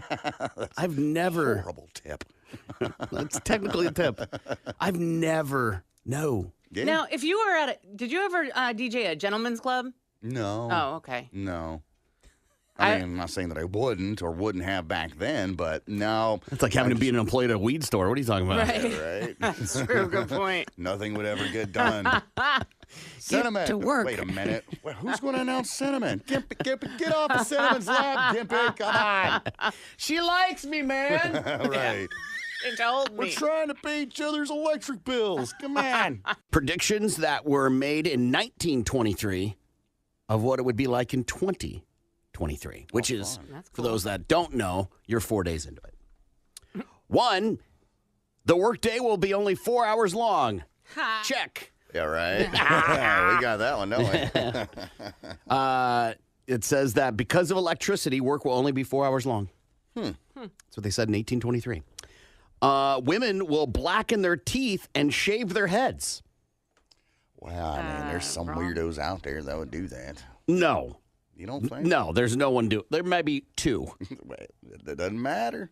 but it's not a thing. Yeah. Yes. It's now predicted that by the year 2023, only a mere little stretch of century ahead, women will probably be shaving their heads, and the men will be wearing curls. Those 2 things are true. Also, the maidens may pronounce it the height of style in personal pimping to blacken their teeth. That's interesting. Nope. They had it wrong. Whiten their teeth, yes. Whiten. Yeah, right. Whiten their Yeah. teeth, You're yeah. right. Radio, yes, hi, will replace gasoline. What? Okay. An expert in airlines and airplanes gives, he predicts that by the year 2023, gasoline as a motive power will have been replaced by radio. Okay. And the skies will be filled with a myriad aft going over well-verified routes. So he's not wrong, by the way. This is actually happening and true. The belief, we just didn't understand then how radio waves would affect airplanes. Right. Now we know that not to be a problem unless it's your cell phone. Turn it off. All people will be beautiful by 2023. I present at least 2 cases, Your Honor. Be nice to Lindsay. Life expectancy will be 100 years. What? People are dying earlier and earlier, man. No, they're not. Cut that in half. No. Life expectancy will be 300 years. Oh, my Jesus. gosh. People will wear kidney cozies. A kidney What cozy. the hell? Yes, kidney cozies will be worn to protect the kidneys on chilly days, just the same as a teapot in the north is kept warm by a tea cozy. Okay. Do your kidneys get colder than the rest of your body? No, but again, when they were doing medicine, one, there weren't doctors like what we know doctors to be now. People would just be like, I'm a doctor. Right. Right? And they used to drill holes in women's heads to let out demons. And they thought washing your hands meant you weren't a good doctor. Right. The idea was that the bloodstained hands would prove you knew how to do the work. Right. Exactly. Right. So men will curl their hair. Yeah, that's been happening for a while. Yeah. The old man perm. The U.S. will have a population of 300 million. Oh, wow. Well, I think we surpassed that one. Yeah. Now I have 8 billion. Fornicating is fun. It's in 2021, it was 331 million. So it's not a giant. It's not that far off. Canada will have a population of 100 million. Okay. I don't know what the population of Canada is, but I'm sure it's more than that. More than 38.2 million. Yeah. Utensils will be made of pulp. Pulp. Okay. Utensils and dwellings will be manufactured largely of pulp and cements so as to utilize vegetation and stone in every stage of decay, ordinary waste, or unfitness. I mean, it's not wrong, right? Like MDF is a real product. Uh-huh. That's pulp, essentially, right? Yeah. I just don't know if I want to live in a house that's made of pulp and cement. Flights from Chicago to Hamburg will only take 18 hours. I've never flown from Chicago to Hamburg, so I do not know. I think it's like 8 or 10, maybe. Okay. Newspapers will have been out of business for 50 years. Wow. I mean, They didn't get they're half right. Yeah. private kitchens will disappear. Private kitchens. Yeah, they're citing articles, by the way. I'm reading from an article. Okay. The private kitchen will disappear. Tomorrow's food will be seasoned and prepared by chemical formulas. Hello, Fresh. Which will preserve the freshness of fruits and meats, rid them of indigestible qualities, and send them to the table ready to use. Instead of sauces that merely cozen the palate, we shall have delectable blends of concentrated vitamins, calories, ferments, and tissue tonics. Ew. I mean, we have all that now, right? Yeah, we do. Look at like Frank's. Yeah. That is a tissue tonic, Okay. if you will. The tissue of your tongue. Got it. Okay. Cancer will be eradicated. I wish. Cancer, tuberculosis, infantile paralysis, locomotor ataxia, and leprosy will be eradicated. I don't think any of those are eradicated at all. What's left? I mean, we've pretty much handled tuberculosis pretty Yeah. well. Yeah, I'm sure we got.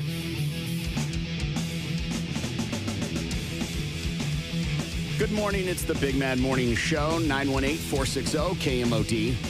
You can also text BMMS and then what you want to say to 82945. Let's play a game. Bert Kreischer's going to be at the BOK Center tomorrow. Tickets available at BOKCenter.com. And last I looked, there were some lower level seats, but he opened up some upper ones on the third. It was like, I think they were like $25 each. That's not a bad deal to go see Bert, funny man Bert Kreischer. Yeah, you know it's going to be funny. He puts on a ridiculous show. He crushes it every time. Yeah. I think it's weird he has to do it with his shirt off, but that's his shtick. shtick. It's That's a his shtick. thing. Let him do what he want to do. So we're going to play Schnipp, Schnapp, Schnurr. Current record is I am leading with 8. Lindsay has 7, and you are dead last with 3. last week's winner. That would be me. So Corbin and Lindsay at 918-460-KMOD. 918-460-KMOD. Call up, decide who's going to be your clue giver. Whoever gets the most right is going to win those tickets to see Bert Kreischer. Good morning. You're on the air. What is your name? Colton. Colton? Yes. Colton, who do you want to give clues, Lindsay or Corbin? Corbin. Colton, 60 seconds are on the clock. Timer starts after the first clue. Are you ready? Yeah. Here we go. This is for like countertops, not granite, not Formica. Marble. Correct. This is when something is cooked on the edges like cheese and it is a certain type of texture. Grilled. There's a baseball player. This is his last name. His first name's Corbin. Fondue. When a crust of a pizza is crunchy, you might say it's when vegetable. Crispy. Drop the Y. Crisp. There you go. This is the odd one out in a litter. Run. Yes. Blank pursuit. It's a game. Trivial. Drop the L. Trivial. Yeah. Trivia. Yes. Blank and the Beast. Beauty. Yes. Not 2%, not whole, but 1%. less than that. Time. 5 is what we got. Hang on the line, Colton, okay? All right. Thank you. Good morning. You're on the air. What is your name? Clayton. Clayton? Yes. Colton and Clayton. Y'all brothers? Yeah. Why would they be brothers? I don't know. All right. Timer starts after the first clue. 5 is what you got to beat. Here we go. Hot eats, cool treats come from. Dairy Queen. Yes. This is used in the army, and in your eyes produce this, and you fill your gas. I'm Nope, sorry, I said the nope. word. Cheers. Cheers. Yeah, no, Ah. gotta eat. No. You put this in your car, and it helps you to stop. Brake. Yes, it's a liquid. Brake fluid. Yes, You take this if you have a headache, not ibuprofen. Tylenol. Yes, this is collard greens and it's so good. 2 words. You eat it, and it's Oh, man. Pass it. Okay, this is a state, and people talk like this, and the shore. Hello? Are you there? Time. Wow. I'm sorry, man. Clayton, you did not win, buddy. All right, thanks. All right, buddy. See you later. Colton, congratulations, man. You're getting those tickets to see Bert Kreischer, The Machine, tomorrow at the BOK Center. Let's get it. All right, brother. Hang on the line so we can get your info. This is the one that Lindsay accidentally said the word.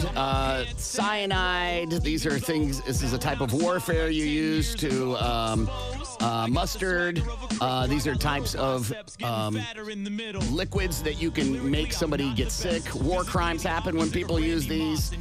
They use this to disperse crowds. There you go. Right. I was just trying to get them in that mindset. Yeah. I was like, what? War crimes? when Tear using gas. this? Yeah. This is a type of cultural delicacy specific to a genre of African Americans, usually in the South. Fried chicken, carrot cake, All the best. the Garden State, Right. the dirty little sister to York. New Jersey. The boss is from there.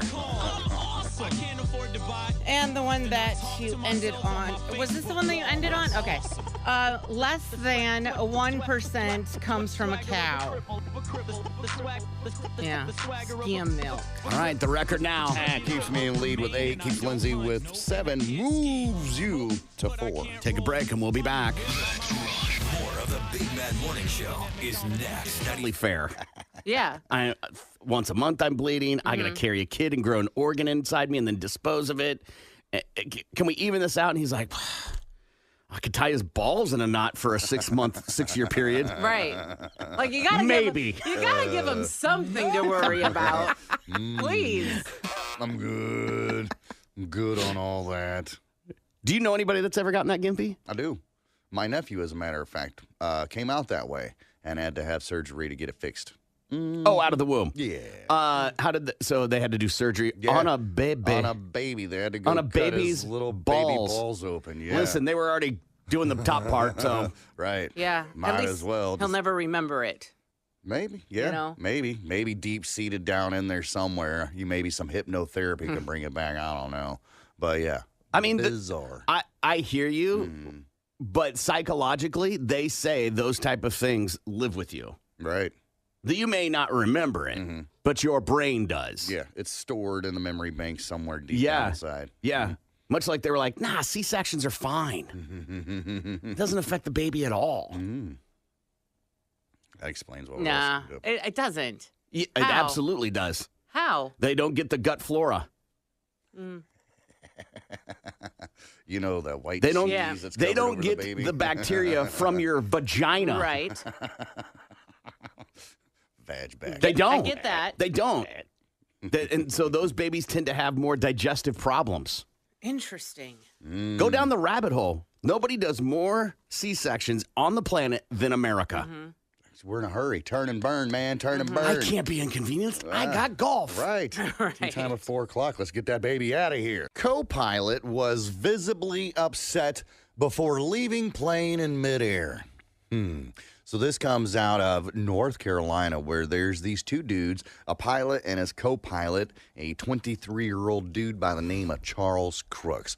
So these guys were running a skydiving operation, and they're in the plane, and they'd already dropped off and picked up 2 sets of people, and they're on their way to pick up the third one. Well, the co-pilot is actually the one that's operating the plane he at this point in time.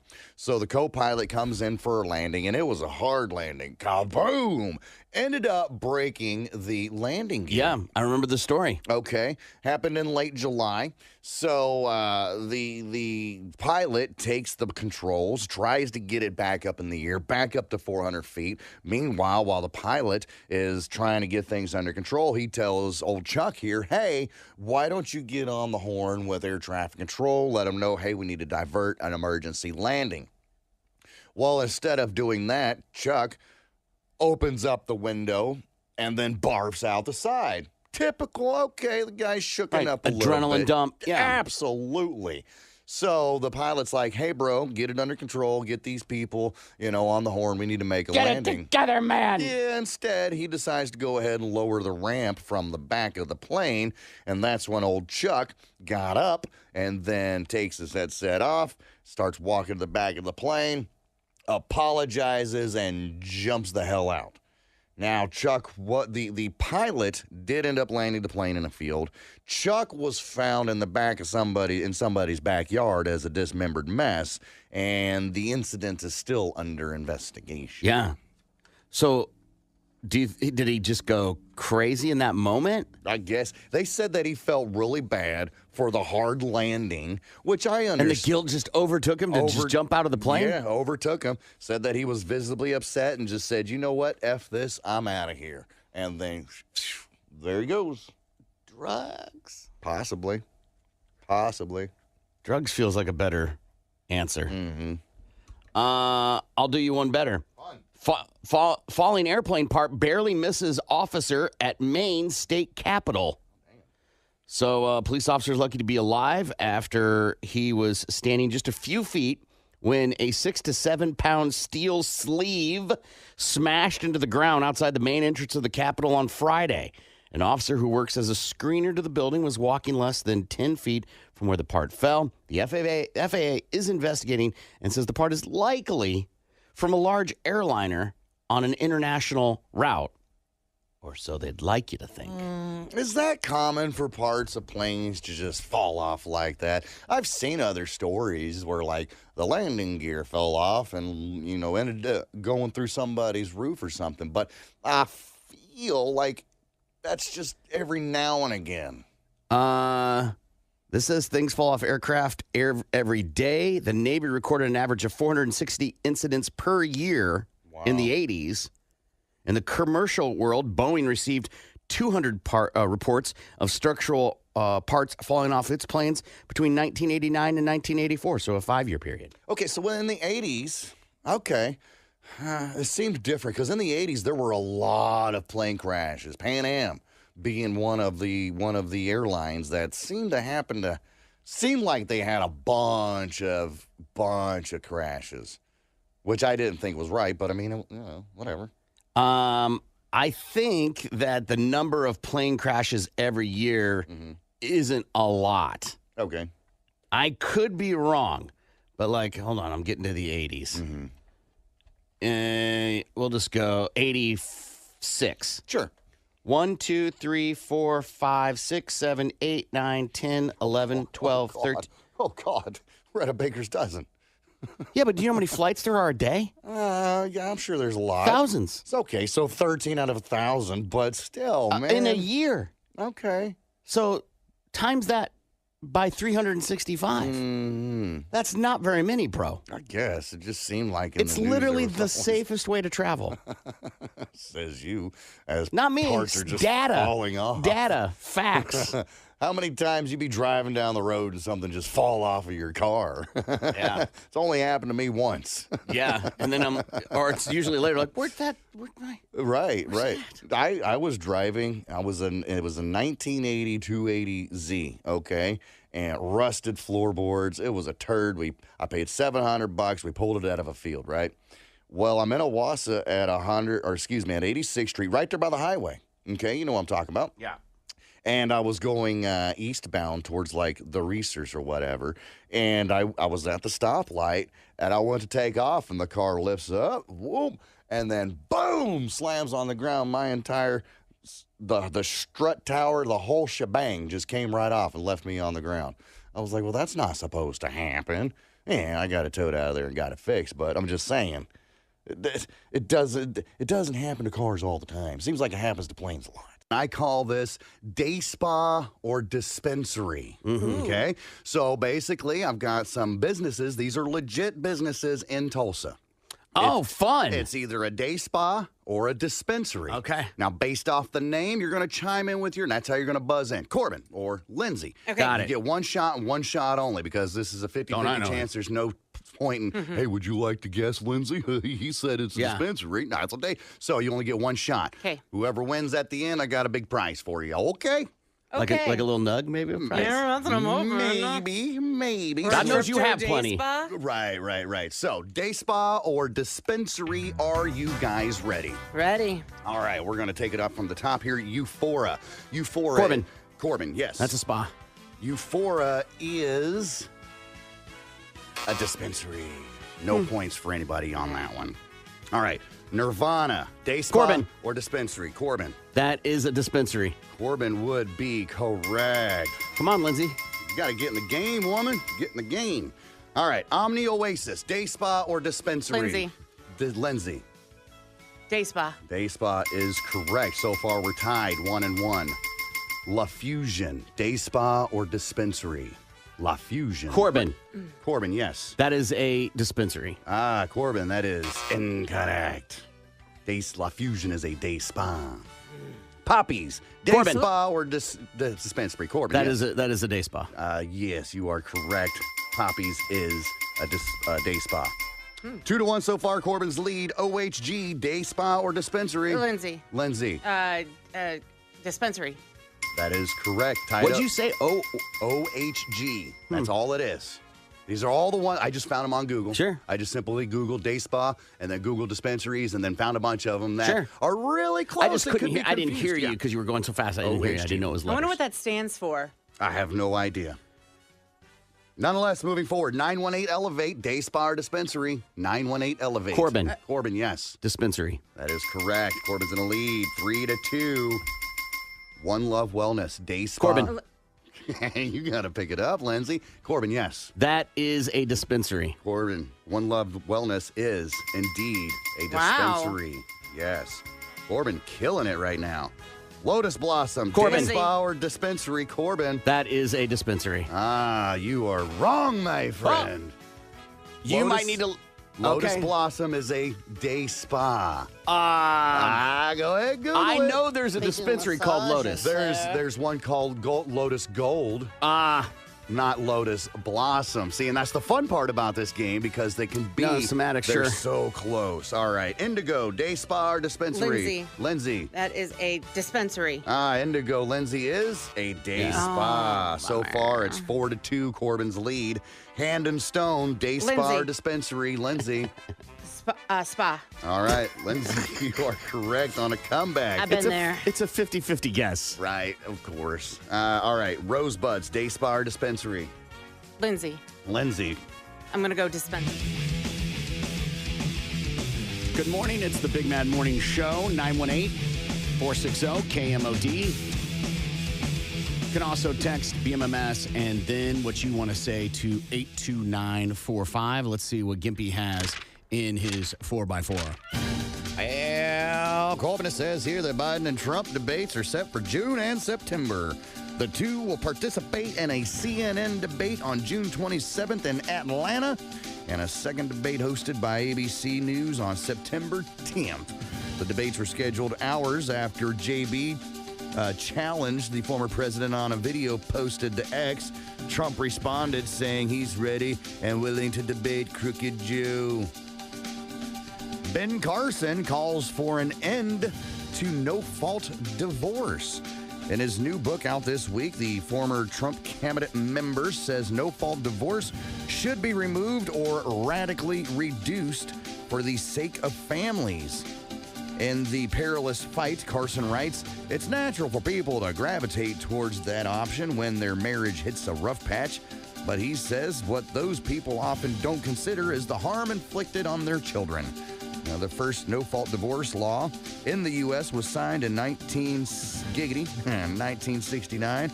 Before that, people filing for divorce would have to prove misconduct by their spouses, such as adultery or domestic violence. I can see how someone would get to a place where they think no-fault divorces should be illegal. Okay. With that being said, you shouldn't be forced to stay in a marriage you don't want to be a part of anymore. Absolutely, 100%. I agree. So I can see how someone gets there, but also no. Yeah, you shouldn't. If you want out, you want out. And if you got to use the courts to get out, then it should be okay. You want out? Yeah. You want out? Yeah. Fine. Sign. And I know some people are going to say, well, then you shouldn't get into one if you're not prepared to stay in it forever. No, we quit stuff all the time. All the time. And then go back to it. That's what's wrong with America today. Shut up. What else we have here? The number of overdoses have dropped for the first time ever in 5 years. It says new preliminary data from the CDC's National Center for Health Statistics shows about 107,000 to 500 people died from drug overdose last year. That's around 3,500 less than 2022. Despite the drop, overdose deaths in 2023 were still almost double that number from 5 years ago. Synthetic opioids like fentanyl were involved in almost 70% of overdose deaths. But hey, the number's going down. Who gets credit for that? For the deaths? For the lack of. Oh, that's a good question. I don't know. I mean, are there programs? Is there government programs out there saying don't do the drugs? Yeah, I don't know. I mean, are they cracking down on if they're cracking down on the amount of fentanyl or the accessibility of it, then the credit would go to government agencies.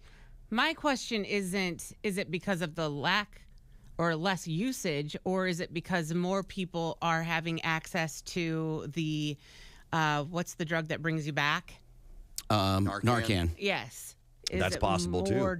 More usage of Narcan. I mean, I don't care how the cheese is made as long as we get cheese. Right. 6 of one, half dozen of the other. Lastly here, state insurance departments plans to offer grants to encourage Oklahomans to install storm-resistant roofs. The grants offered for fortified roof installations can offset the 10 to 15% extra cost and will be offered starting in 2025. The program will require specific steps for the installation by roofers certified to be part of the program and with an independent inspection before and after the job. State Insurance Commissioner Glenn Mulready said that the Oklahoma program is modeled after Alabama's program, which was created after repeated losses from hurricanes. I'm intrigued to find out what a storm-resistant roof is. From what I read this morning, it's like a coat that goes over the decking. Goes over the decking, right, and under the shingles, and it prevents your decking from getting soaked and causing water to drip inside your house, even if your shingles get blown off. So, I mean, if you're in a tornado and your entire roof comes off, you're effed. But if the winds are high enough and it's blowing the shingles up and it's taking shingles off, it's not going to let the rain soak into your decking and then leak into your house. Because there's already paper that goes under the shingles. Right, and that's not apparently, I mean, it leaks right on through that as well. All right, let's see what Lindsay has for Balls to the Wall Sports.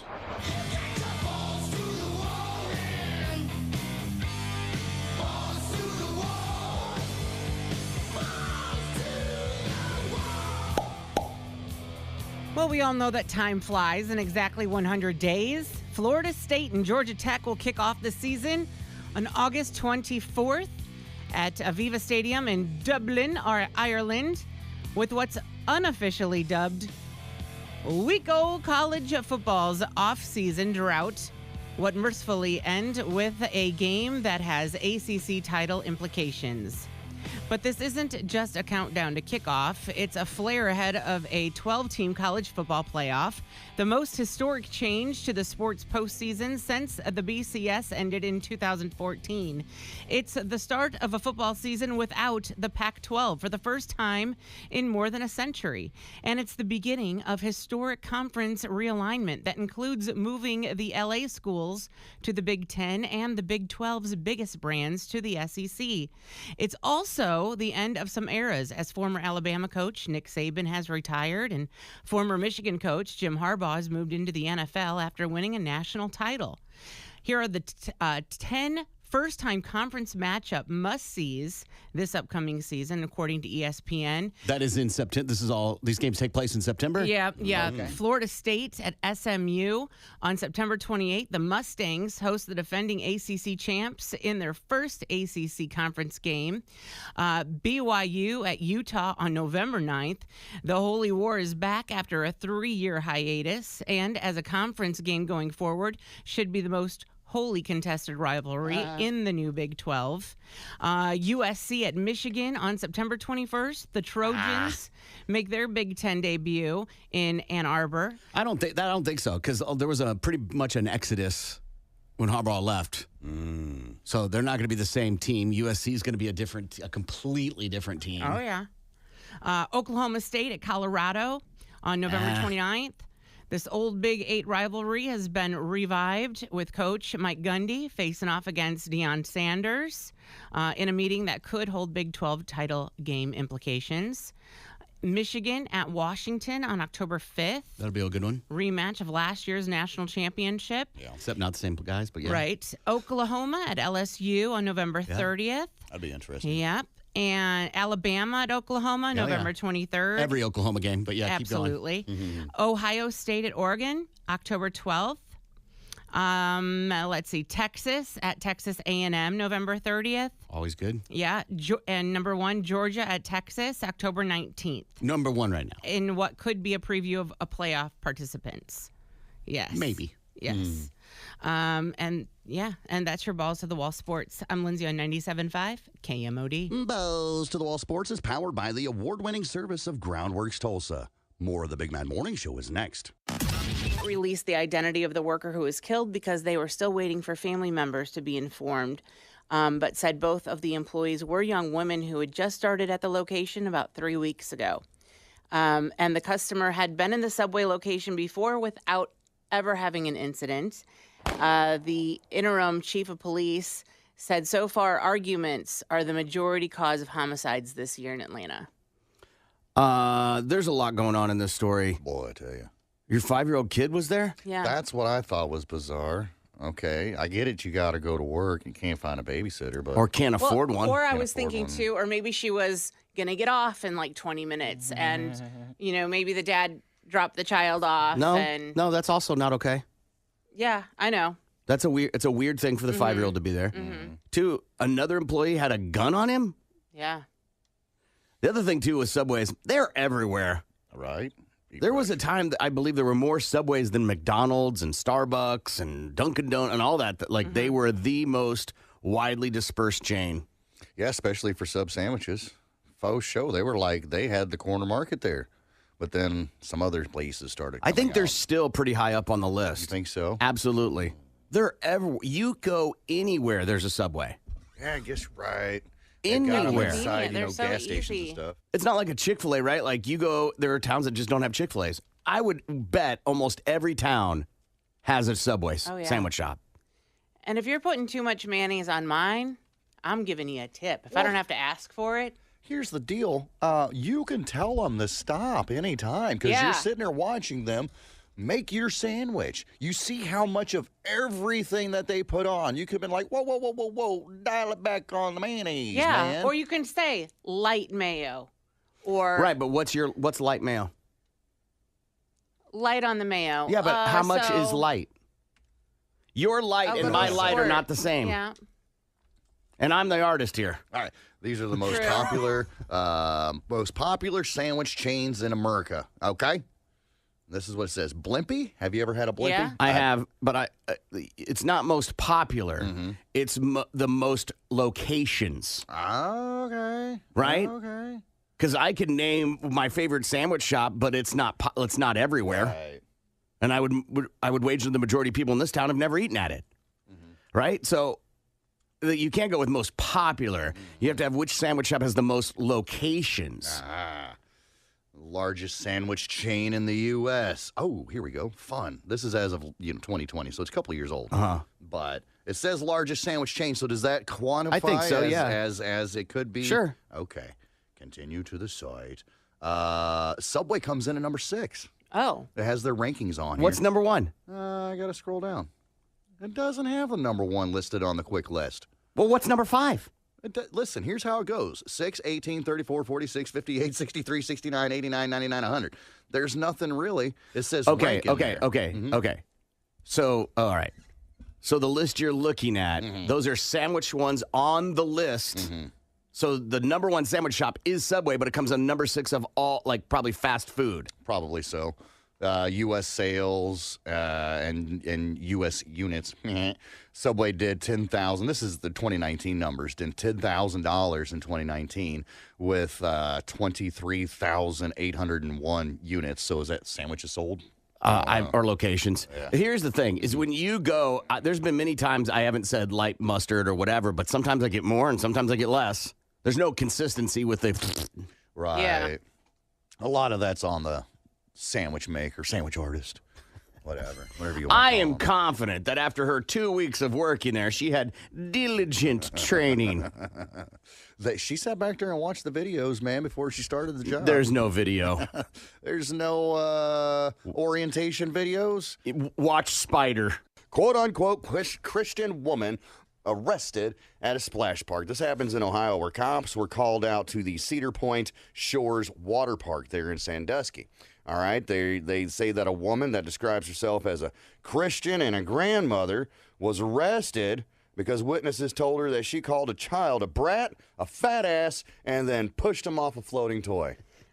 I mean, brat, Right. fat ass. And then pushes his tubby ass off the floating toy. Get out of here, fatso. Yeah. So they show up to this water park because this elderly woman, she's 67, and she's picking on this kid. They talk to the mother. Her name's Jennifer. She told them what was going on. And she fingered the 67-year-old woman. She's over there. The cops go over there, and they talk to her. They're like, what's your name? And she says, I am Jennifer Lee Miller. And then she gives them an address, a date of birth, phone number, all the information they're looking for. And she admitted to calling the kid a brat, but she denied swearing at the child and says that she never touched him at all. She says that she's a good Christian woman and a grandmother and would never do such a thing. Anyhow, other witnesses contradicted what Jennifer had to say. And that's when the cops are like, listen, Miss Miller, if we have to come out here again, we're going to arrest you for disorderly conduct. And that's when Jennifer's like, okay, fine, whatever. So the cop leaves. And then I guess something clicked in the cop's brain like, something didn't seem right about this whole situation. So he goes back to the water park. And I guess Jennifer, Ms. Miller, the 67-year-old lady that called the boy a fat ass and a brat and pushed him off the float, she gave him a fake name, a fake address, and a fake phone number. Right. That just went to busy. I guess the cop tried to call the phone number, and it's all ding, ding, ding, ding. Sorry, you're busy. Anyhow, so they go back and talk to her about it. And she said that she didn't have an ID and that she felt she was being harassed by the police. She eventually admitted her name was Janet Nail, and they took her in for obstruction. I love when people use whatever thing to validate their behavior or to invalidate their behavior. Like, I would never do that. I'm a teacher. Right. I would never do that. I'm a woman. Right. I would never do that. I'm a family man. I would never do that. I'm a veteran. I would never do that. I'm a Christian. Like, settle. People are people, man. People Yes. do crazy, stupid things. Those behaviors or those traits hardly make you incapable of doing bad stuff, right? Right, Yeah. right. You can still be a good Christian person and be a douchebag. Yes. Texas woman attacked by snake and a hawk. There's this gal. She lives just outside of Beaumont. Her name's Peggy Jones. And Peggy's out there mowing her lawn last week on her rider, just minding her own business. And out of nowhere, the snake falls from the sky, lands on her, and then wraps itself around her arm, right? Ooh. So here's Peggy mowing her lawn on a hot Texas day with the snake around her arm. She's flailing it all over the place, trying to shake the snake off of her arm. Okay, that sucks. But then out of nowhere comes this hawk. and swoops down on her and starts attacking the snake, trying to get the snake, right? So she says the snake swooped down on her like 4 times. Eventually, it ran off with the snake. It got the snake off of her arm and then flew off with its dinner. She said there was blood everywhere. She thought that she had been bitten. Her husband heard the commotion, comes out. Peggy, what the hell's going on? She told him what happened. He takes her to the ER. They treat her for the scratches and the bruises. Come to find out she wasn't bitten, but she did get close because she found some venom on the lens of her glasses. Oh, my gosh. Yeah. But nonetheless, Peggy's fine. She was treated. She went back to the house, and she considers herself to be the luckiest person alive to have survived such an attack. Not the first time Peggy was bitten by a venomous snake, though. She says she was bitten a few years back as well. But I bet it's the last time she mows the lawn instead of her husband doing it. Or she doesn't have a husband because he died suddenly. Before the next lawn mowing? Damn. Yeah. Crazy things happen. Right. Some women like mowing the lawn. Yeah, I know. I enjoy it too. But, man, if that happened to me, I'd be like, this is why you're supposed to be doing this, not me. So put me in danger. Right. Yes. She did say that her old man, when they got back to the house, she got back on the tractor, but he stayed close and kept an eye on the Because what's he going to do? Right. Right. Duck! Right. Stop. You see something flying, you just bat it out of the way. No. Wild brawl breaks out on dock among dozens of people. This happened out in Alabama on Saturday among dozens of people in a manic scene that mirrored a massive WWE fight, and it was all captured on video. Montgomery police have issued 4 active warrants as of Sunday, and more will likely follow as they review videos posted to X. Local NBC affiliates station WSFA reported about 7 p.m. on Saturday, a witness claimed that a group of boaters refused to move their pontoon boat so that the Harriet II riverboat could dock. The account was seemingly backed up by the Montgomery mayor. He said last night the Montgomery Police Department acted swiftly to detain several reckless individuals for attacking a man who was doing his job. Warrants are being signed and justice will be served. A shirtless man appeared to throw the first punch, running up and punching the dock worker in the face. The worker tosses off his hat as onlookers shout, and the two struggle before 2 more men jump in and punch the staffer. A woman can be heard yelling at others to help the employee. A man then runs down a ramp to the dock, and another jumps in the river and swims over to defend the worker. Several others walk down on the dock in support of the dock staffer, and the fight appears to end. However, another clip shows a group of people approaching the pontoon boat, and the opposing groups began throwing punches, pulling hair, and even tossing a woman into the water as bystanders then start shouting. And then there's a third video that shows even more people, both men and women, joining the fight. One man takes a folding chair, whacks a man, and then he whacks...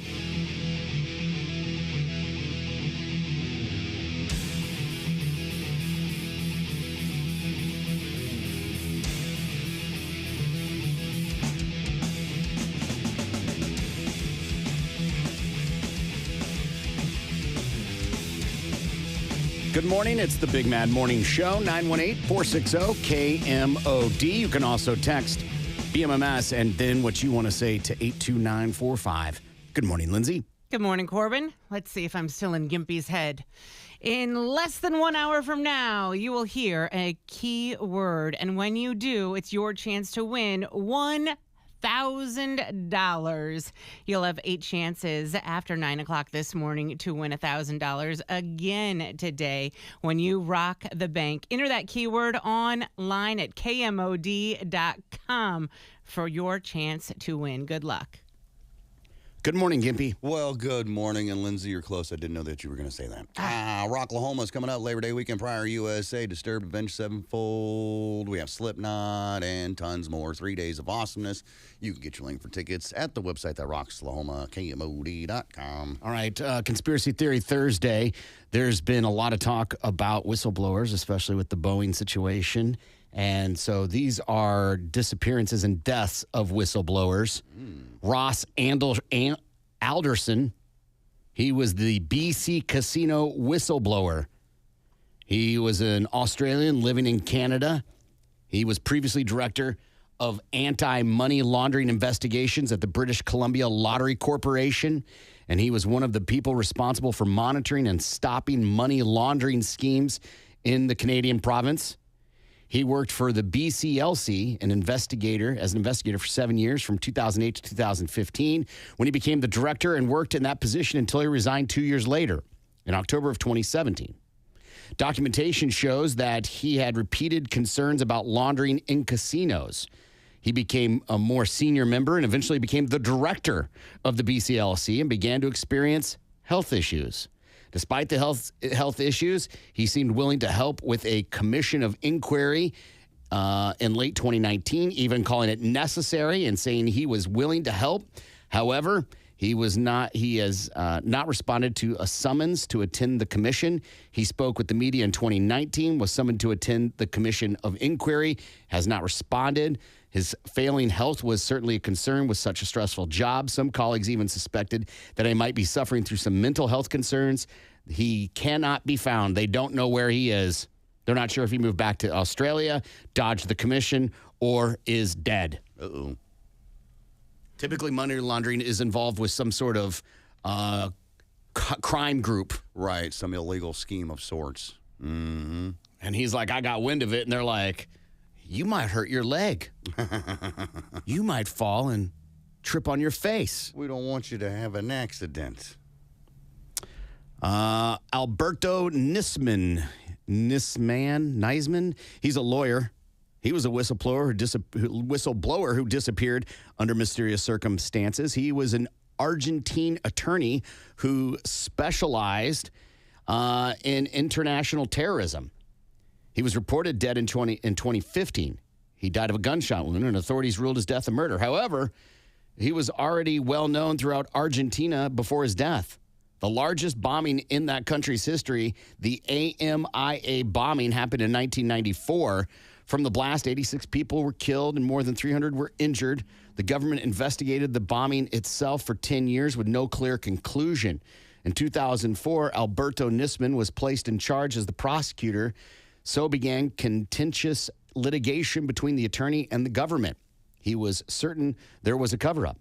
On the day before his death, he filed a complaint accusing many Argentine officials of concealing information. The officials included the president and the minister of foreign relations, among other government employees. According to the complaint, he believed the president had intentionally silenced witnesses and avoided investigating locals who may have been responsible in some way for the attacks. He insisted that the Argentine government had deliberately obstructed the investigation to maintain diplomatic relations with Iran and Syria. The following day, he was found dead. Tried to call out the government. Can't be doing that, man. Fang Bin sound familiar? Totally. We hung out just yesterday. I doubt it. As he is one of the more modern ones, as he was the reported whistleblower in a little place called Wuhan. He filmed and broadcast videos on social media showing the first stages of the coronavirus pandemic. As a citizen in Wuhan, Fang Bin saw the early infections and how quickly the virus is spreading. He also saw numbers of deaths, and apparently he also noticed the Chinese government was not transparent about it. His first video was uploaded in 2020. His videos were uploaded and viewed with interest around the globe. A week later, on February 1st, he was arrested. That was after he shared a new video. The video showed soldiers piling corpses into a van in front of a hospital. Police arrested him that evening. He was later released in February 1st of 2020. This was not the end of his troubles. With the Wuhan police, Ben released more videos, including one showing police coming to his door. His final video shows a piece of paper with the words, "Resist all citizens, hand the power of the government back to the people." That was his last public appearance. No one has seen him since. Uh-oh. Yeah, he dead.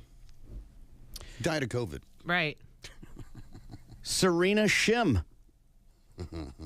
She was a whistleblower that was a Lebanese-American journalist reporting in Turkey near the border with Syria.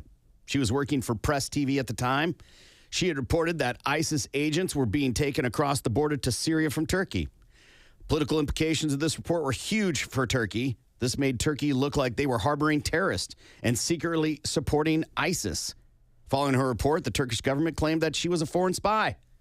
She denied these reports and said, "I'm very surprised at this accusation. I've even thought of actually approaching Turkish intelligence.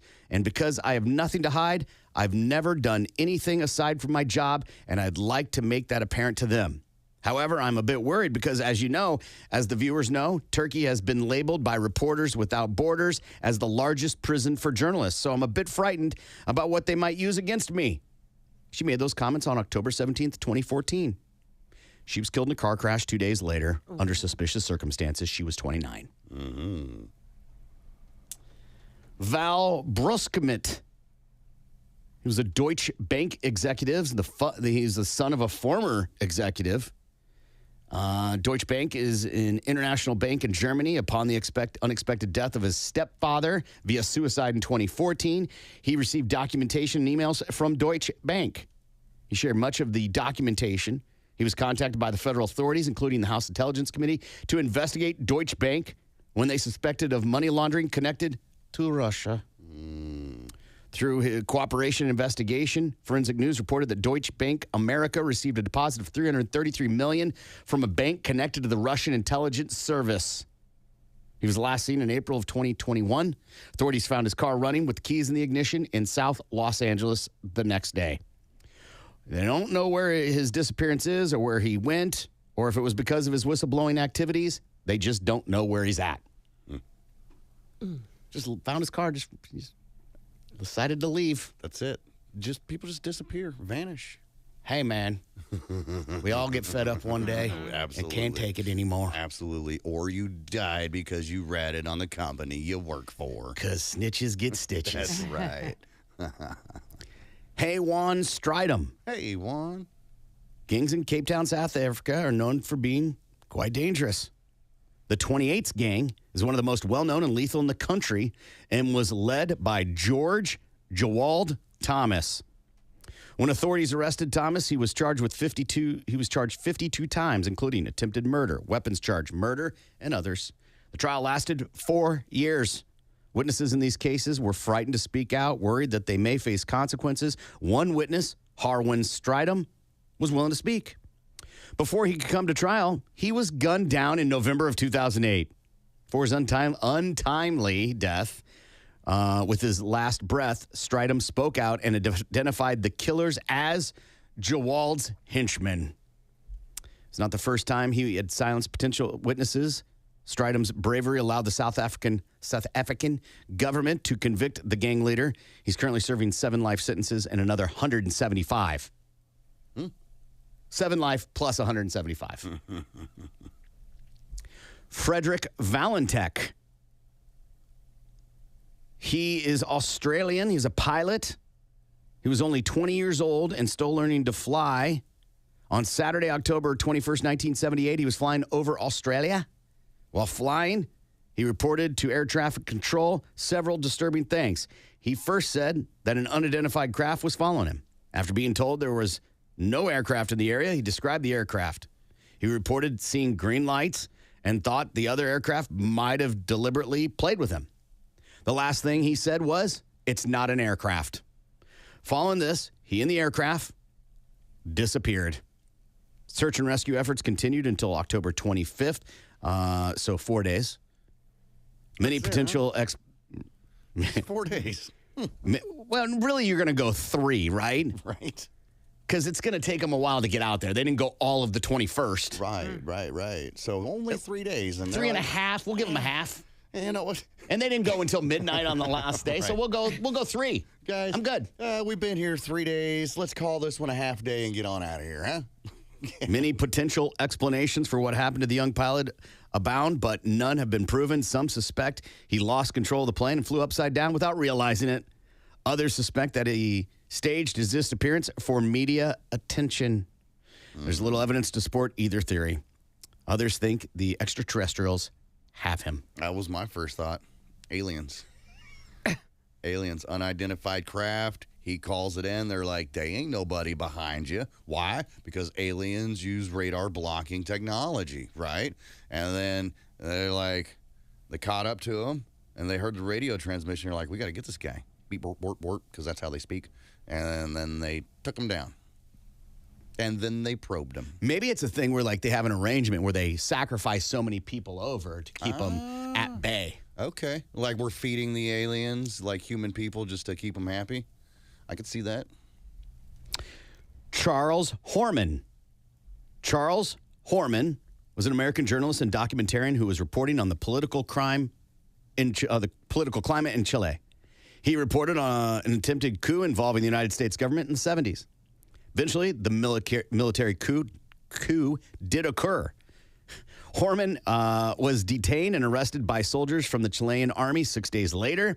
Many suspect that Horman faced torture and interrogation. Eventually, it came to light that he was executed on September 19th, 3 days after his arrest. His case generated much attention and is still being investigated today. Some people suspect the U.S. government knew of his arrest and allowed the execution to occur. HormanTruth.org is still investigating the mysterious death and seeking justice. David Kelly. Dr. David Kelly was employed as a weapons inspector and expert for the British government in 2003. In an interview with BBC journalist Andrew Gilligan, Kelly revealed that the British government had found no weapons of mass destruction in Iraq. According to Gilligan, Dr. Kelly was an anonymous source, and Gilligan never revealed his identity. Due to pressure, Kelly revealed himself as the source of the leak to his superiors, though he thought he was not the only one. Shortly after, someone leaked Kelly's name to the media, and he received unwanted media attention. 2 days later, on July 17th, 2003, Dr. Kelly's body was found in his home. His left wrist had been cut. Autopsy revealed that he had taken 29 coproximol tablets, which is apparently a painkiller. Authorities ruled his death a suicide, but circumstances are suspicious. Never trusted a man named Gilligan. I knew that one. Some of these other ones I didn't know.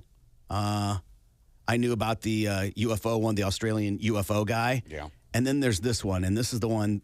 The whole reason I'm bringing this up, I had no idea about this one. William Morgan. William Morgan was born in Virginia in 1770. There is no record of his younger life, but Morgan married in 1819. He and his wife moved to Canada with their 2 children, and Morgan started a brewery. After a fire destroyed the brewery, the family returned to the U.S. Upon returning to the States, Morgan attempted to access the Freemason Society. He claimed to have been part of the secret society in Canada. However, local Freemason lodges were not willing to allow him to join. After many attempts to join up with Freemasons, William Morgan, which, by the way, is a nice colonial name, announced he would publish a book detailing the secrets of the Freemason Society to be named Illustrations of Masonry. Following the announcement, he faced the consequences. Freemasons are a secret society that does not want their secrets revealed. Police arrested him on theft charges, and there was an arson attempt on his newspaper business. Eventually, he disappeared. He was never seen after this disappearance. Theories including that he was tossed into the Niagara River, Freemasons paid him to leave the country, or he committed suicide. He's an early example of whistleblowers who disappeared under weird and mysterious circumstances. So if he was never in the Masons, How would he know? how did he know any secrets? Exactly. Well, maybe he did. I mean, maybe he found a book or something or started talking to somebody else. And he wanted in on it. And they're like, yeah, sorry, we're full. You know? And he's like, well, fine, screw you guys. I'm going to go back to America. And I'll join their Masons. And then they wouldn't let him in. Sorry, we're full. Oh, yeah? Well, I got secrets. I'm going to expose you. I know he did. I'll have to ask my grandfather. He is, I guess, still a Freemason. My dad was a Freemason. Yeah. Ask. How'd your dad die? What do you guys do? Yeah. Motorcycle accident. I was in DMLA, which is a youth organization for young men between the ages of 13 and 21. Also known as a cult. Also known as a cult. Also a subsidiary of the Masons. Yeah. I did work with the Shriners. I've been to their circus. I was a part of rituals and did ritual competitions and learned the passages. none of it felt secret. Yeah. Right. I'm not saying there weren't things that we had, like secret handshakes or whatever, which I couldn't. Someone did it to me today. I'd be like, "What's wrong with your hand? you soy boy? What's going on?" None of them would be enough for you to go, "Oh, Right. really? That seems weird." I think in that lower level of the organization, though, of course they're not going to expose all the secrets or any of the secrets. This is just an introduction to the cult, also known Right. as the Masons, right? The Shriners are a part of that as well. And it's like it's a step stool to get up to that. And then, okay, so you finally get to join the Masons, and you guys are all great and having fun, and you wear your little hats. Having and- spaghetti dinners. And, Right. yeah, and raising money or whatnots. But they're, the higher you step up into the hierarchy of the Masons, that's when the secrets start getting exposed. Where they're like, hey, Frank is like 106, and he's going to die soon. You're next in line. It's kind of like when the president comes in and he gets, the book of all the secrets Sure. of America. It feels Yeah. like it would be very different from that, but I understand. It's this all along the same lines. You get what I'm trying to say here. They're like, all right, well, you're next in line, Bob, because Frank is about to die. So here's your book of all the secrets of the world. Don't tell anybody. And if we find out you do, we're going to kill you. The number of people that are Freemasons is astonishing. yeah. There's no way one of them isn't blowing the whistle, and the last guy was in 1790 Right. or whatever. Right. And the find in the book thing, maybe a pamphlet, I'll buy that. But ultimately, they were pretty rare commodity to have a book, so you weren't going to just drop it. Yeah. So I have a hard time going with that ideology. And there's so many groups that maybe that's you've got to be in it for so many years, but they don't just let you pay your due. $50. Whatever. Right. You check out your hat or whatever. You order a mini A ring or something. a mini scooter, Oh. and then they're like, "Okay, sit down. We got some stuff. Hold on. You got your fez. You got your tiny car. Here's your fancy ring. You got all the spaghetti dinners locked in, and the fish fries. All right. Now here's your next Got a couple step. parades I need you to keep track of. Right. Okay, so here's all the secrets. Yep. If something like that happens where they have all these secrets, you got to be in the top 1% of the organization. Oh, yeah, for sure. They're not letting Bob from Bob's Drywall join and then be like, "Here you go, Bob." Not on day one.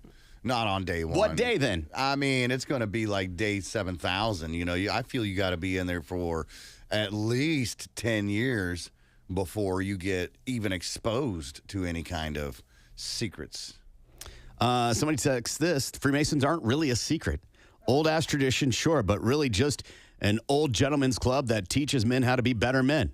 A lot like a grown-up Boy Scouts minus the sex. What? That you know of. Come to a meeting if you like. Lindsay has to go to the White Shrine or the Amaranth. Oh, that must be an actual Mason that is texting in then. I mean, I have been to Mason's meetings, Yeah. and he is right. They are 100% traditional. Yeah. There's traditions, Mm-hmm. much like at your church. Right. Much like at your church. But they're not just going to willy-nilly let you, not a non-member, they're not going to expose you to any of that secret stuff. No. They'll show you the traditions, and this is how we do things, and we're an organization for men to try to make men better men, man on man, whatever. But, they're not just going to, all right, new guy or guy we don't even know, we're going to expose this to you. No, you got to build that trust, man, and become a member, and then, like I say, work your way up the hierarchy. Yeah. The D. Malay mimicked the Masons on a smaller scale. I held state-level positions. Not once was ever pulled into a room and been like, okay, Right. here's what's happening. Or maybe I was, and I'm just trying to cover it up. That's a good point. How do we know? Got to take a break. We'll be back. Tulsa's morning show. Well, I have no idea what we're talking about, so In good number of things. Marvel, Barbie, themed. You nailed it. Nailing Well, the that coffin. ruins the What would entire you- time limit that we have What left would here. you want your coffin to look like? Not Barbie. Well, Neither would I, but that's what people are supposedly paying for. Barbie, But you're not pink. Barbie fans. I am. Right. I love Barbie. But Sure. Do you have anything Barbie themed in your home? No. Okay, then Absolutely not. But that's the point, right? Yeah. Is that it would have to be something you're a diehard for. Yeah. Right. Mine be like cannabis themed or something like Yeah. that. PlayStation. Barbie Mania continues to sweep the world. One funeral home in El Salvador has boarded the Barbie bandwagon in a big way. The Alpha and Omega Funeral Home in Achapan is offering a pink Barbie-themed coffin for people who want to take their obsession with pop culture sensation to the afterlife. Each of the metal caskets is decorated with stars and features lining imprinted with pictures of Barbie. One of the spokespeople says, we have to jump on this trend, adding he's already sold 10 of the coffins. It's been a success. The coffin is the latest bizarre Barbie merchandise to be released in Latin America, which has also seen products such as Barbie lunchboxes, pink tacos and pastries, and even Barbie-themed airplanes. New Jersey, only state where drivers can't blank. New Jersey, only state where drivers can't blank. Drivers. Right. That's every state. Can't honk their horn. Okay. Yeah, noise ordinance. Can't get out of your car with a can of spray paint and spray paint the person behind you. Can't pass other drivers. Can't Okay. use the express lane. Okay. All those sound like good ideas. New Jersey is the only state in the U.S. where drivers can't pump their own gas. Huh. It comes as lawmakers in Oregon voted to end the ban on self-serve gas, and Governor Tina Kotek signed off on it, ending the state's 72-year ban. Gas stations across New Jersey have pushed for lawmakers to lift the ban, which has been in effect since 1949. They say self-serve gas would allow them to lower the price. Absolutely, yeah. I wonder why that's crazy. That's crazy. I thought, those days of somebody else having gas station attendants were pretty well over. Yeah. I haven't seen one in forever. There's one here in town. Is there? Yeah, Reed's over Oh, on... yeah, Reader's over there off of 15. Okay. But it costs you extra. And Of course it does. I don't like it, yeah. Blank are coming to Jeopardy. Blank are coming to Jeopardy. Nerds. In there. Right. Average people. There you go. The bottom of the class is coming to Jeopardy. Right. Reruns. Oh, I could see that.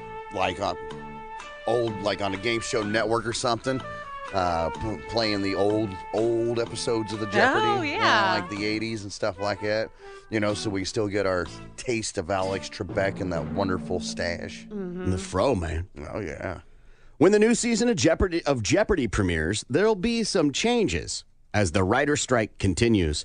During an interview on the Inside Jeopardy podcast, that's a thing. Executive producer Michael Davies revealed that the show will use a combination of material from our WGA writers wrote before the strike, which is still in the database, and redeployed material from multiple seasons of the show. The new season will also have a second chance tournament showcasing players from the 2020-2021 season. Look for new episodes of Jeopardy to premiere in September. Okay. This strike is causing a lot of problems. I didn't know the writers wrote the stuff for game shows. I didn't either, but I guess it kind of makes sense. Somebody's got to write it. Yeah. So what are they going to do? That's why CBS is going to have Survivor. They're going to have Survivor, Amazing Race, and Big Brother on all at the same time. Right, because those don't require writers. Yes. Huh. Or actors. Right. So they will have them. That's never happened before. And we watch all three of those. And they're on so much. I don't know how we're going to keep up. That's a wife problem. Which makes it my problem. Almost half of Americans aren't eating enough blank. Almost half of Americans aren't eating enough blank. Fruits and vegetables. Green vegetables. Red meat. Oh, I think we are. Pastries. Americans aren't eating enough pizza. It's a movement I can get behind. Italian pasta. Let's see. Americans aren't eating enough tapioca Okra. pudding. No one would ever say that. Americans say they love apples, oranges, and bananas, but 43% admit it to not eating enough fruit even once a day. According to a new survey, it finds that 52% confess to not eating veggies on the reg. To get the nutrients they need, they may be missing. 51% drink at least one smoothie a week. Wow. How often do you eat vegetables, Lindsay? Vegetables daily. Okay, say more. With dinner every day. It's Every day you have vegetables with dinner. Yeah. Like a portion of vegetables, not like, hey, the pasta has tomatoes in it. No, we have a portion of either something. It's either a green bean, it's either Brussels sprouts, asparagus. Those are the three staples in our house. Gimpy? Yeah, same thing every day. Every day. Every day. Every day it's a protein, a meat of sorts. Okay, and then usually taters of some kinds, be it mashed potatoes or, scalloped potatoes, something to that effect. So meat, protein, carb, and then a vegetable every day. That's the three things on my plate. I have recently, went to the store the other day. I was like, you know what? I haven't had fruit in a damn coon's age.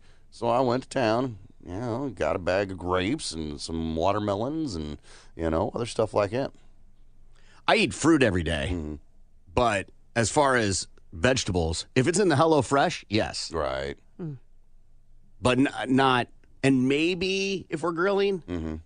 Yeah. I make it a point every time I get groceries to get like 4 or 5 things of frozen vegetables, whatever. Yeah. You said mashed potatoes, and I just don't count those as vegetables. No, they're not. Raw potatoes or whatever, like a baked potato would be all right, but... I mean, if you're going to count a baked potato, you should be able to count mashed potatoes, and you should be able to count French fries. Okay. Right? Because it's all potatoes. Right. It just depends on how it's cooked or whatever. Yeah. If you eat fried green beans, you eating green beans? Technically, but it's deep fried. If I have fried mushrooms, that's not the question, isn't how they're made. If you have fried mushrooms, are you eating vegetables every day? Absolutely. Absolutely, because you're still getting the vegetable that's inside that breaded goodness. Yeah, but you're getting again, extra it's not calories. Yes, but if you have broccoli and cheddar, you don't discount that you didn't eat broccoli. Right. True. So yeah, cover it in cheese sauce. Hardly good for you. It is delicious though. True. Last one. You might remember a video a while back of a family who took a video in their backyard where they claim there was aliens in their backyard. I hate it when there's aliens in my backyard. Right. It's what bidet, man. Here's the video if you guys don't remember it. And a man named Scott Roeder of Evidence Room Animation and Exhibits, who is considered to be a video expert, says that there is no editing. This is an original video. We tried to debunk it to see if there was something that was added to the video. All of our results came back as it was authentic. You might remember the story from last year where the family contacted Metro Police in Vegas after a police officer's body cam coincidentally recorded something unusual flying low across the sky. In the call to police, in my backyard, I swear to God, this is not a joke. This is actually, we're terrified. They're like 8 foot, 9 foot, 10 foot. They look like aliens to us. Big eyes. They have big eyes. I can't explain it. A big mouth. They're shiny eyes. They're human. They're 100% not human. The expert believes that he spotted 2 aliens in the video, just like in the original 911 call that was to the police. We took vector motion, points in space, and then we attached that to the figure in the background to show the movement of the shadow, and it reflects the movement of a body that is attached to the head. We don't believe it's a floating head. We believe it's attached to a body. And the motion of that head from right to left is consistent with the motion that we see between the slats on the fence. It's there. It's absolutely there. In September of 23, the police closed the case without any resolution or confirmation, but the family doubled down. One of the witnesses claims the family is not telling these bizarre alien stories for publicity. I've made no money off this. I don't need money. It was really bad and traumatizing experience. What do you think? I think they crazy. That's just me. I'm tripping on LSD, something like that. But I mean, the expert says there was no doctoring to this video. Right. Of course he would say that. And what time of the day was it when they made the call? Well, you saw the video I sent you, right? Mm-hmm. Yeah. Okay. Was it dark? Yeah. Yeah. Yeah. So it was at night. Well, I mean, it could have been early morning, but Yeah. the point. It was dark outside. I don't see anything. I didn't either. I didn't either. I mean, I'm just looking at the body cam footage or whatever from the police that showed up. I'm not seeing the actual video that these people had posted. No. So, I don't know if we're looking at the same video or not. Yeah, the police report is what I sent you guys, or the news report is what I sent you guys. Right. And the one that shows what he put animatronics on, like, outlined it, you're like, yeah, because you drew a picture of it. Mm-hmm. I'm seeing the Jesus in the toast. Right. I can tell you this. If I was trying to make something valid and nobody was believing me, I'd find someone to say it. Absolutely. A classic lawyer move is you find someone to make them crazy. Right, right. And if there's a DR in front of their name, of course it's going to be more believable. Well, this is a doctor. Even if it's, just a PhD doctor, he's still a doctor. Right. Well, he's smart. Well, there's implication that someone that gets their DR does research and it has validity and isn't just a fly-by-night charlatan. Right. But there's crackpots just like everybody else. Oh, I mean, I can do better than that. You can just say you're a doctor. Right, because who's going to check? Short of you going to get surgery, and not a lot of you do that, you're not going to check. Right. You're just going to go, oh, he's a doctor. Right. He's got it in front of his name. Hell, a dentist is a doctor. Not too far from the idea that a chiropractor is a doctor, or not too far from the idea that if you say when British people talk, they sound more intelligent. Right. I like these comments. The most suspicious thing about this to me is the fact that when the officer goes to the backyard where this supposedly happened, now the video cuts out. They said it was because it was on private property. I don't buy that. I literally watch body cam videos every week, which takes place everywhere, including inside of people's homes. The government was involved here. At least that's the way it seems to me. Right. Another one in the age where everyone feels the need to film everything on their phones but decide not to film this incredible moment. That's a good point. I think that if you really have nothing to prove, why are you continuing to push it? Right. What would you guys do if you get, let's just say aliens land in your backyard? What are you doing? Are you going out there? Tell my wife? Are you going to hide? Hide? Yeah. Or go about my life? Whatever. I mean. Oh, you mean like in the moment? Like. Yeah, in the moment, like these people said, they saw aliens land in their backyard, or they're in their backyard, and they got the big buggy eyes and blah, blah, blah, all that jive. That happens to you. What are you going to do at that moment? Do you flip the light on and off in hopes that they leave? Do you confront them with the shotgun? Do you hand them a cold beer? What are you doing? Lindsay. I'm definitely talking to my husband. I think that we are going to record it for sure. We have this footage. So I don't know who we're telling. The problem with this question is that it's set up as aliens, which there's a desire to see. So she's going, oh, I would definitely record it. You have to go with a disturbance is happening in your backyard. Right. You have no idea what it is. And you go out there and you peek, and you're like, well, I don't know. Kind of looks like it. But you don't know that they're aliens yet. Well, then we figure out that it's aliens? How? No, you. Because. You don't know. There's a disturbance in your backyard. Mm-hmm. We go to check it out. All right, you go and you check it out. Uh-huh. And then you're in your backyard, you and your old man, maybe even got the whole family out there, right? Yeah. And then you see that they're the grays. Because those are the most popular ones, right? 100%. Big eyes, big head. Yep. What do you do? Start recording. I don't believe you. Get the kids in the house. I don't believe you because you just said you're like, I'm going to get my husband. Like you have But we're all displayed out there. You have displayed more than once that those type of things are not comfortable to you, and you're not confronting them head on. But everyone wants to see that. We have to know that they're out there. I need the proof. I've got the proof right here. What am I doing with that information next? I don't know. I just think that in the moment, filming it isn't going to be top of mind. Right. Disturbance in my backyard. I'm grabbing my gun. Wow, I'll be going. Nobody's going with me. It's not the way my house operates. Right. And so I'll go out there. But but I look and I'm like, that's a ship.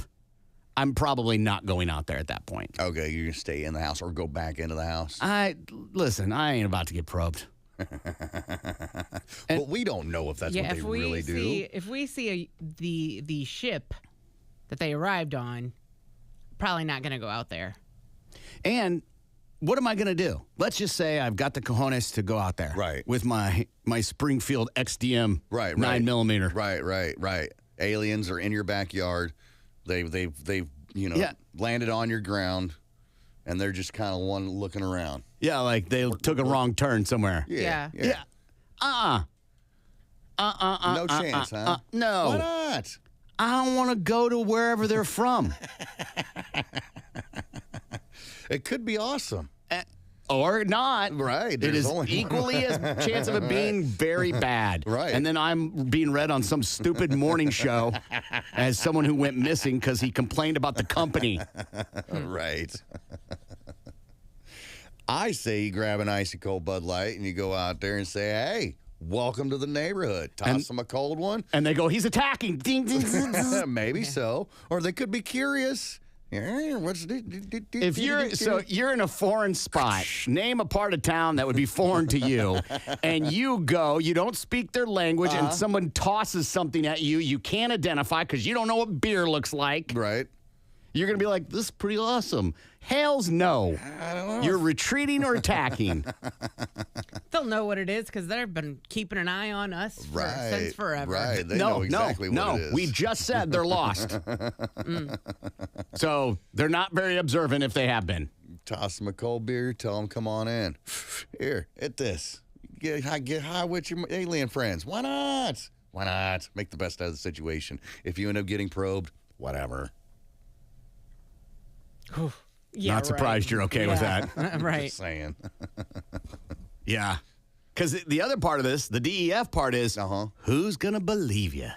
Right. And that's a very good question. You know, that's why when you're sitting out there drinking beers with your alien friends, smoking blunts or whatever, you start taking selfies, man. Be like, hey, let's get a picture real quick together. And they're like, no. And then they lower the camera without touching you. You're like, well, that's a cool trick. Did I eat some mushrooms or something, man? All right, we got to take a break. We'll be back. Tulsa's Morning Show. God. And when you're on the show, you might just get the minimum, which is like $1,000 now or something like that, which you're like, that's a lot. It is a lot. Not after hotel and airfare and expenses. In California. In anywhere. Yeah. You go to any hotel, you're not gonna, even if you're gonna stay at the Comfort Inn. Right. And if you are, it's still $200. You're there a week. That's $1,000. It doesn't matter where it's at. You ain't staying at the Sunnyside Inn with the satellite dish painted yellow. Right. With all the crackheads and whores. Well, I mean, you can get that anywhere, any hotel, right? I saw this story circulating today about TikTok doctors warning the number one position for penile fractures. Number one, 50. I want to make sure I get that. I would hate to fumble this. It's the most dangerous sex position, according to science. It's the cause of 50% of penile fractures. 50. That's a lot. So of all the penile fractures that happen, half are because of this sex position. What do you think, Lindsay? Doggy style. Okay, Gimby? I am going to say it is the reversed cowgirl, It is the reverse cowgirl. which is my favorite by far. Sure. Yeah. Yes, all of them are good. Yes. Yeah, I don't know. Even plain old vanilla is good. Yeah. Yeah. The line of great is pretty thin from a guy's standpoint. Right. I mean, I guess it kind of makes sense because they're not looking and paying attention. But are you really looking and paying attention even if you're facing forward? You know what I mean? There's obviously no bones inside a penis, so it's a tear in the frenulum or the tunica albuginea. Sure. This is a rubbery sheath of tissue that allows for the penis to do what it does best. And that there is this new resurgence because of the doctor saying this on TikTok that people are like, oh, okay.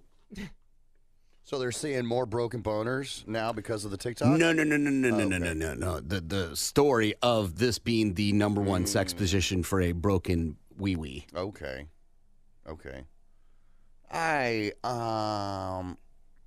I've never had a fractured penis, so I don't know what that would be like. It's not fun. I mean, it didn't break or anything. You've had a fractured penis? I don't want to say fractured, but, things didn't work out the way that it had, and it should have zigged when I should have zagged. You know what I mean? I'm glad you're saying this. I was hoping you would say this. Yeah. How would you know you have a fractured penis? You would have to go to a doctor to know for sure. So, I'm pretty sure, I'm just making an assumption here, that Gimpy did not go to the doctor in regards to his penis situation. No. So it's a self-determined diagnosis. Yeah, when you break an arm or a leg. When I slipped on the smallest patch of ice in the parking lot, there was an audible pop. That happened. And that's how I knew that I'd broken my leg. When I broke my tooth on vacation, there was an audible pop. Yeah. That allowed me to know that I broke my tooth. That and the tooth, fell on the floor or whatever. So when that happened, there was an audible pop that led me to believe that, oh yeah, this is definitely like I said, it wasn't broken or anything because there is no bone to break. It's just it hurt. It hurt. And it was out of commission for a couple of weeks. And that sucked. Sure. But you're right. I didn't go to the doctor and be like, doctor, I think I broke my Peter. Yeah, there's plenty of people that break bones and don't know they've broken a bone. Right. There are players, football players, that run on broken legs and don't know that they're broken until later. Okay, so to me, broken and fractured are two totally different things.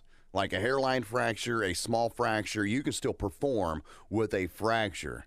But when I broke my leg, it was broke, floppy doppy. Yeah. There's no way I could stand on it. Penile fracture is this term. Yeah. But, people say the same thing. Yeah, say fracture and broken, kind of, unless you're a medical doctor using it looks like you have a fracture or you have a broken arm. Right. So with that, because doctors talk serious. That's why this voice works. So when it comes to the penile fracture, I just said, most people can work through a fracture, a hairline fracture. There's no working through that one. That's just too sensitive of an area. Yeah. Yeah. Well, how does it get fixed? You just ice it? Just time. Yeah, like a lot of breaks. Like if you broke your foot, you just don't do it. You just have to be careful. Yeah, you still have to walk. On it. The cast. Oof. Right. Not something I'm signing up for. Right. And having it removed. Pass. Hard pass. Right, where they break out soft that pass. Yeah. It won't cut you. Not taking a chance there, Doc. Teen arrested for setting hotel fire after fighting with mom. This also comes out of Florida, Ocala, Florida, where I guess a 16-year-old girl got in a fight with her mom at 3:30 in the morning. And then goes down into the lobby and sets a sofa on fire. So the police and the ambulance and the fire trucks, everybody comes out, all these emergency crews or whatever. All 320 residents of the hotel, all the guests, were evacuated at 3:30 in the morning. The witching hour. So the firefighters came in, and they're battling through the smoke-filled lobby, and they find the fire, the source of it. The couch is on fire. They put it out with their little water can. They say that the damages cost a couple of $100,000 to this couch, and the wall that was behind it totally scorched, burnt up. Pictures are on our Facebook page. They ended up arresting the girl. They didn't say what the girl and the mom were fighting over, and they didn't say what. Good morning. It's the Big Man Morning Show, 918-460-KMOD. You can also text BMMS and then what you want to say to 82945. Joining us on the line right now is Mike Malega with the Tulsa Drillers. Hey, buddy. Good morning, Corbin. How are you? Good, sir. Drillers in action this week, One Oak Field, and you guys always have exciting things happening around the ballpark. Tonight, specials on drinking on Thursdays where you do special pricing on certain beers, right?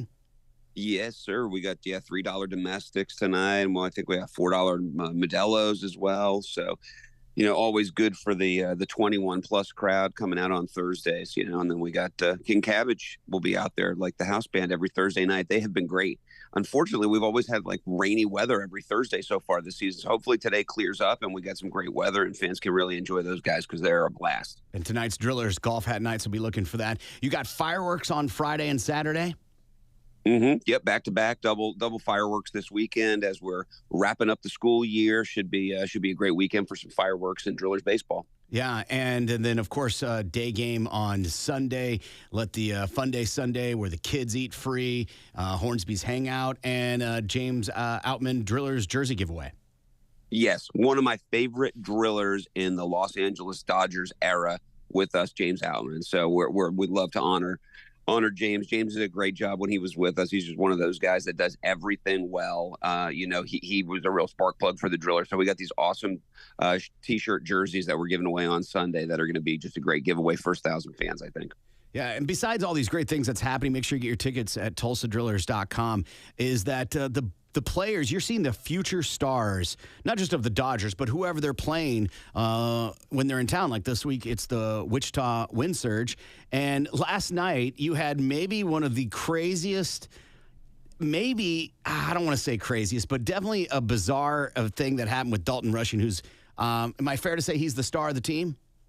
Definitely. Yeah, he's the number one prospect in the Dodgers organization. Definitely the biggest prospect we've got this year. Yeah, and so set the play up if you can. So sure. A shallow ball gets hit down the third base line. Yeah, just kind of a dribbler. Minnesota or the Wind Surge are up at the plate. We're pitching. Rushing's behind the plate, catching. Guy hits a little dribbler up the third base line, almost like a bunt off the end of his bat, and it's going right down the baseline, and it looks like it's going to stay fair. And Rushing, he just has the presence of mind. He comes running out, throws his mask off, is running up the third base line, dives to the ground, and he blows the ball foul. It's pretty classic. I mean, the ball has almost made it to the grass. That's how far it is away from the line. And he just takes a non-smoker's deep breath and just, Big Bad Wolf's it across. I mean, that ball hops across the line. I thought he for certain hit it either with his glove or with his chin or something, the way the ball bounced. I mean, a baseball is not really that light. I mean, it's not heavy, but I wouldn't call it light. I wouldn't call it like something you can just blow off a table, type of thing.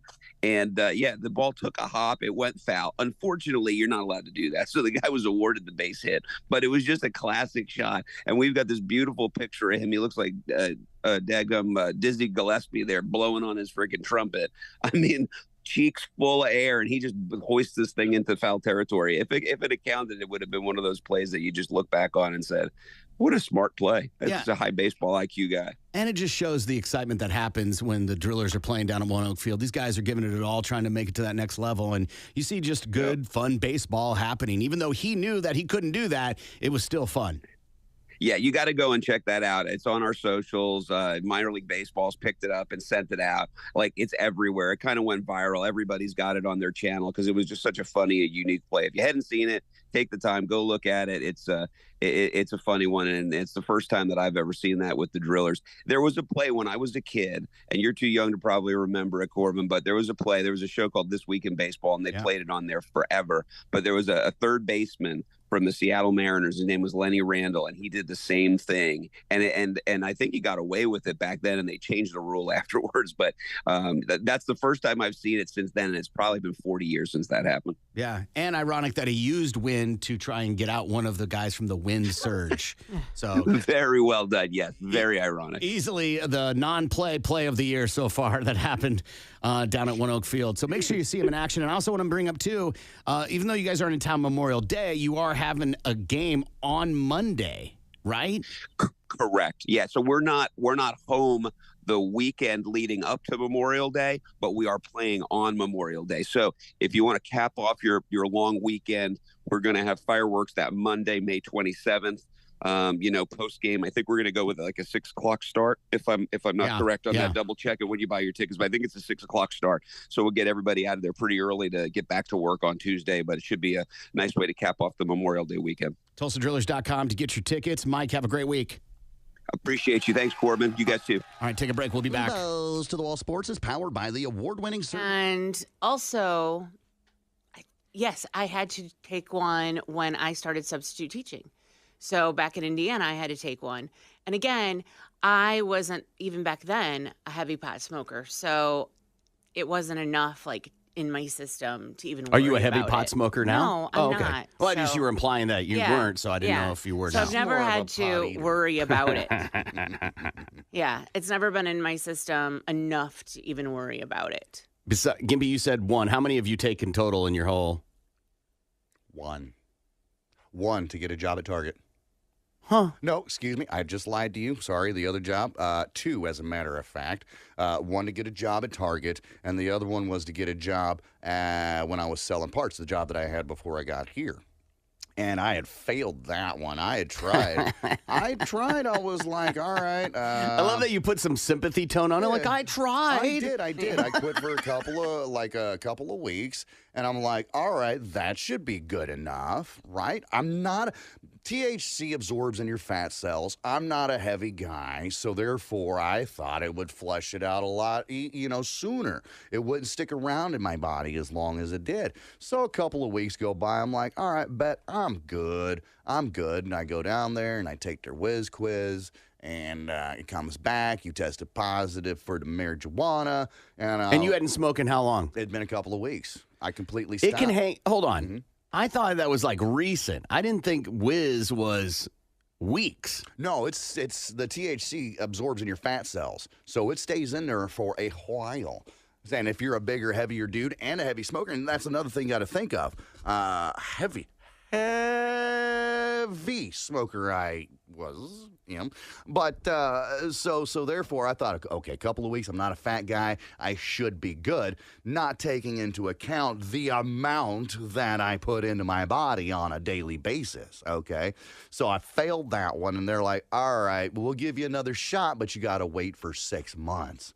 You got to get the job. To take another whiz quiz. So I was like, all right, fine. 6 months hardly makes sense. That's what they told me. And I was like, bro, I really wanted this job, So did you start the job and then in 6 months they tested you? No, I couldn't get the job until they tested me and I tested positive. So for 6 months, I go straight.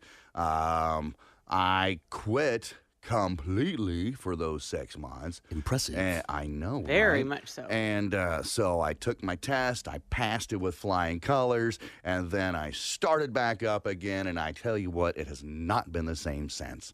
The very first time I got roasted after not doing it for 6 months, I was like, it messed with my mind so much. I was like, this is not what I remember it being.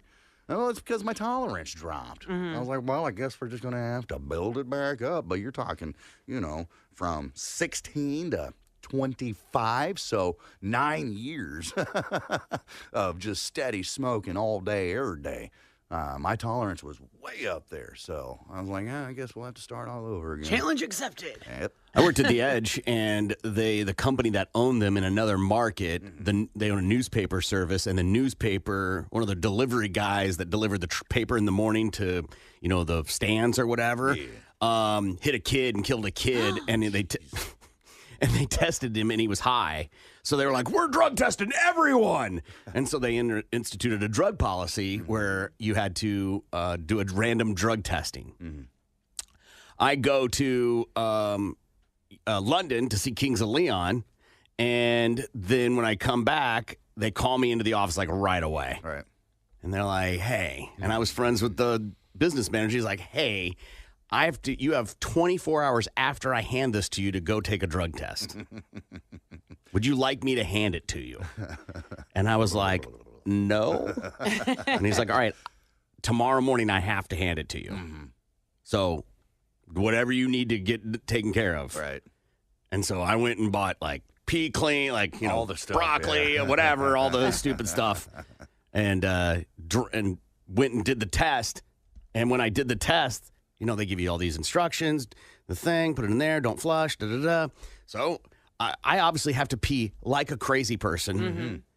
And because I've been holding it, and I go to the bathroom just like, oh, thank God, fill the cup and no problem.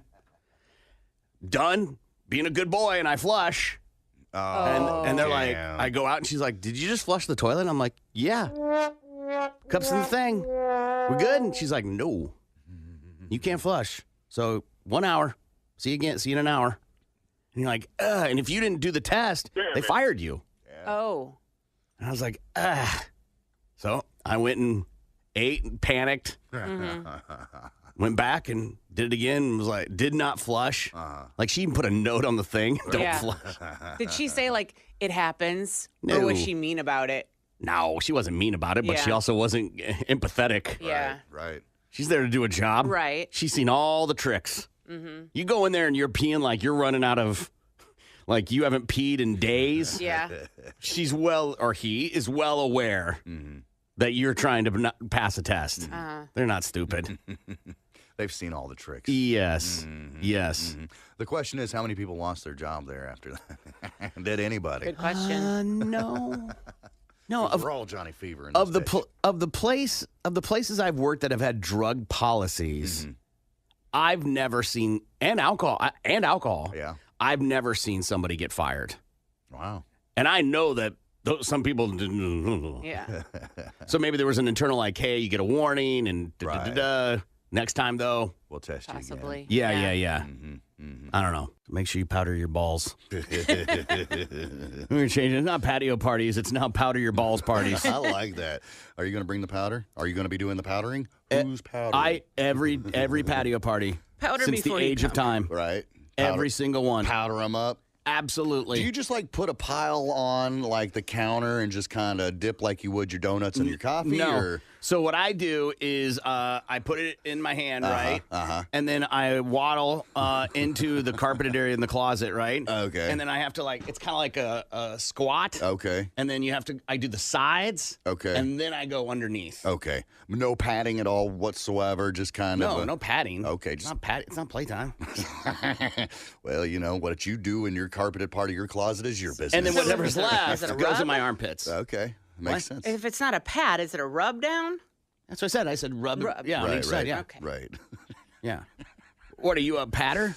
I'm not a patter. I'm not even a powder. Dude. I'm a sprayer. Dude. I'm a sprayer. I got the talc spray, man. No. Dude, going with powder is a game changer. You say that now, but on a steamy, balmy day like it has been, you get that cold spray on your boys. Ooh. That's temporary relief. Yeah. I'm talking long lasting. Yeah, but I mean, it has the powder in it, and it does last a while. But that initial shock of the freezing cold air blasting in my balls feels great.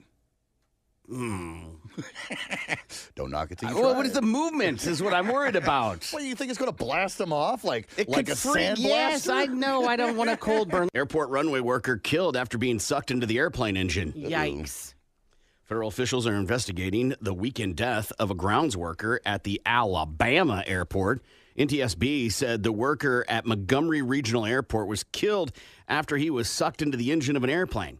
It happened Saturday afternoon, according to the NTSB. The American Airlines plane had just arrived from DFW when a ground support personnel was ingested into the engine. The unidentified worker was employed by Piedmont Airlines, which is a subsidiary of American Airlines. So, if you look at an engine, when it's not moving, it's got the little curly Q. That is on there to know if the plane engine is on. Well, that makes perfectly good sense. I guess it didn't work for this guy, though. He may not have been present that day or skipped that part of the training process. I wonder what that is. Dude, I don't even think you probably have time No, you don't feel anything. to. And does it? So when I was in high school, we had a family friend that owned a chicken farm, and during chicken harvest season,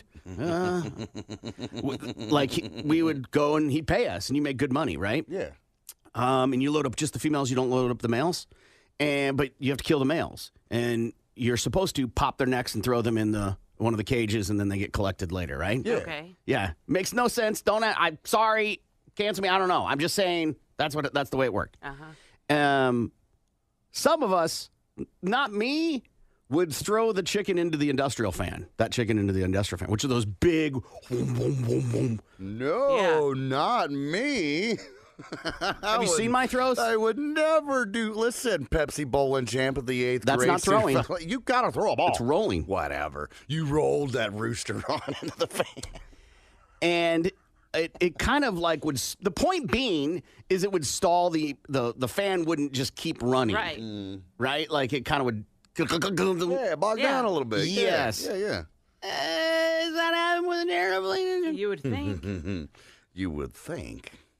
But if that's the case, if something that ends up getting sucked into the engine is automatically going to shut the engine off, that would not be a good idea for a plane.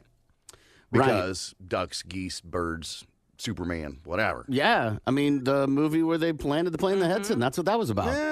Yeah.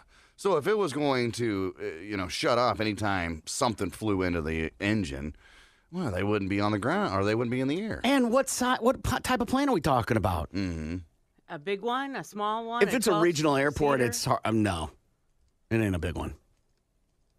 But anyway, crazy. Got to take a break. It wasn't me. I didn't do it. That was 30 years ago. And did you get any of the guts on you? What is it? No, are you looking projects at out. A statute of limitations here to see if it's okay? Totally. Let you throw I your didn't say dead okay. cocks in the fan? Come on. This says, I'm about to get divorced from my wife of 10 years because I made a stupid mistake and had a one-night stand.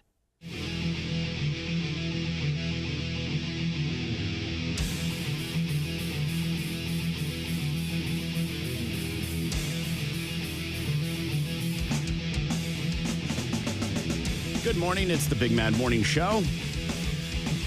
918-460-KMOD. You can also text BMMS and then what you want to say to 82945. Morning, Lindsay. Good morning, Corbin.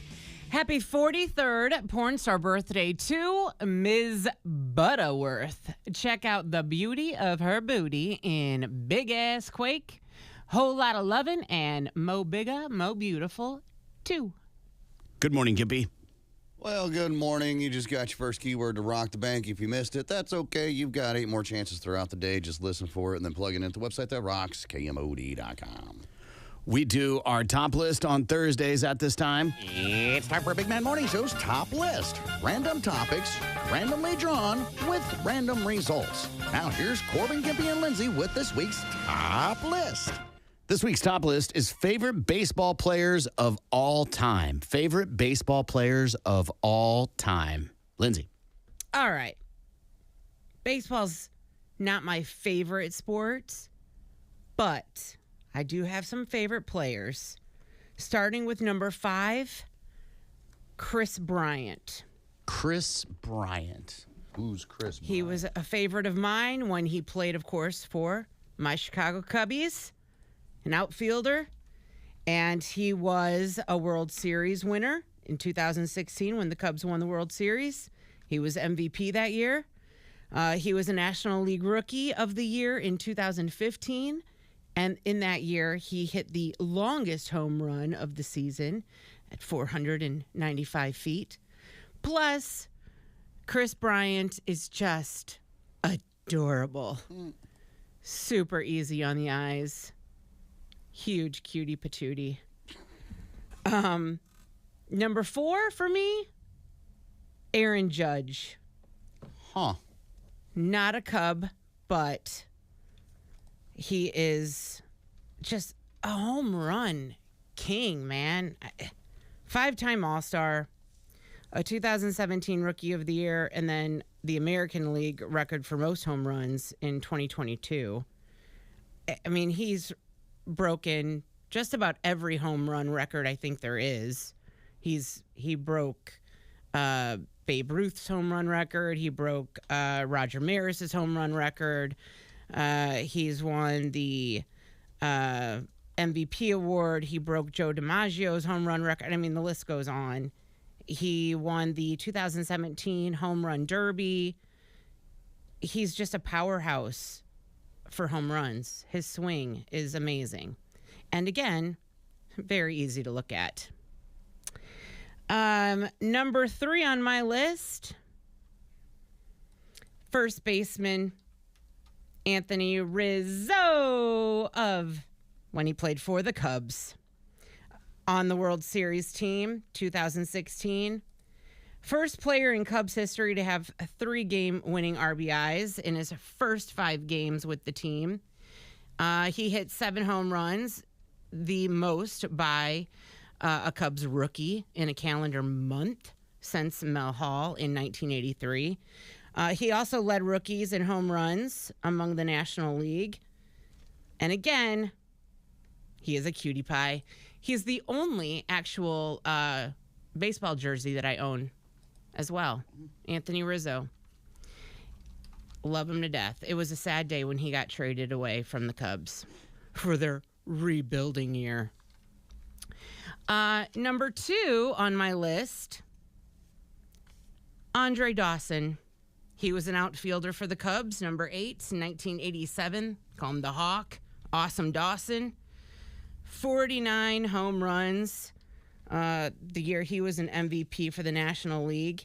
And I put him on my list not just because he was a Cub, but I got to meet him when I was 9 years old, I think.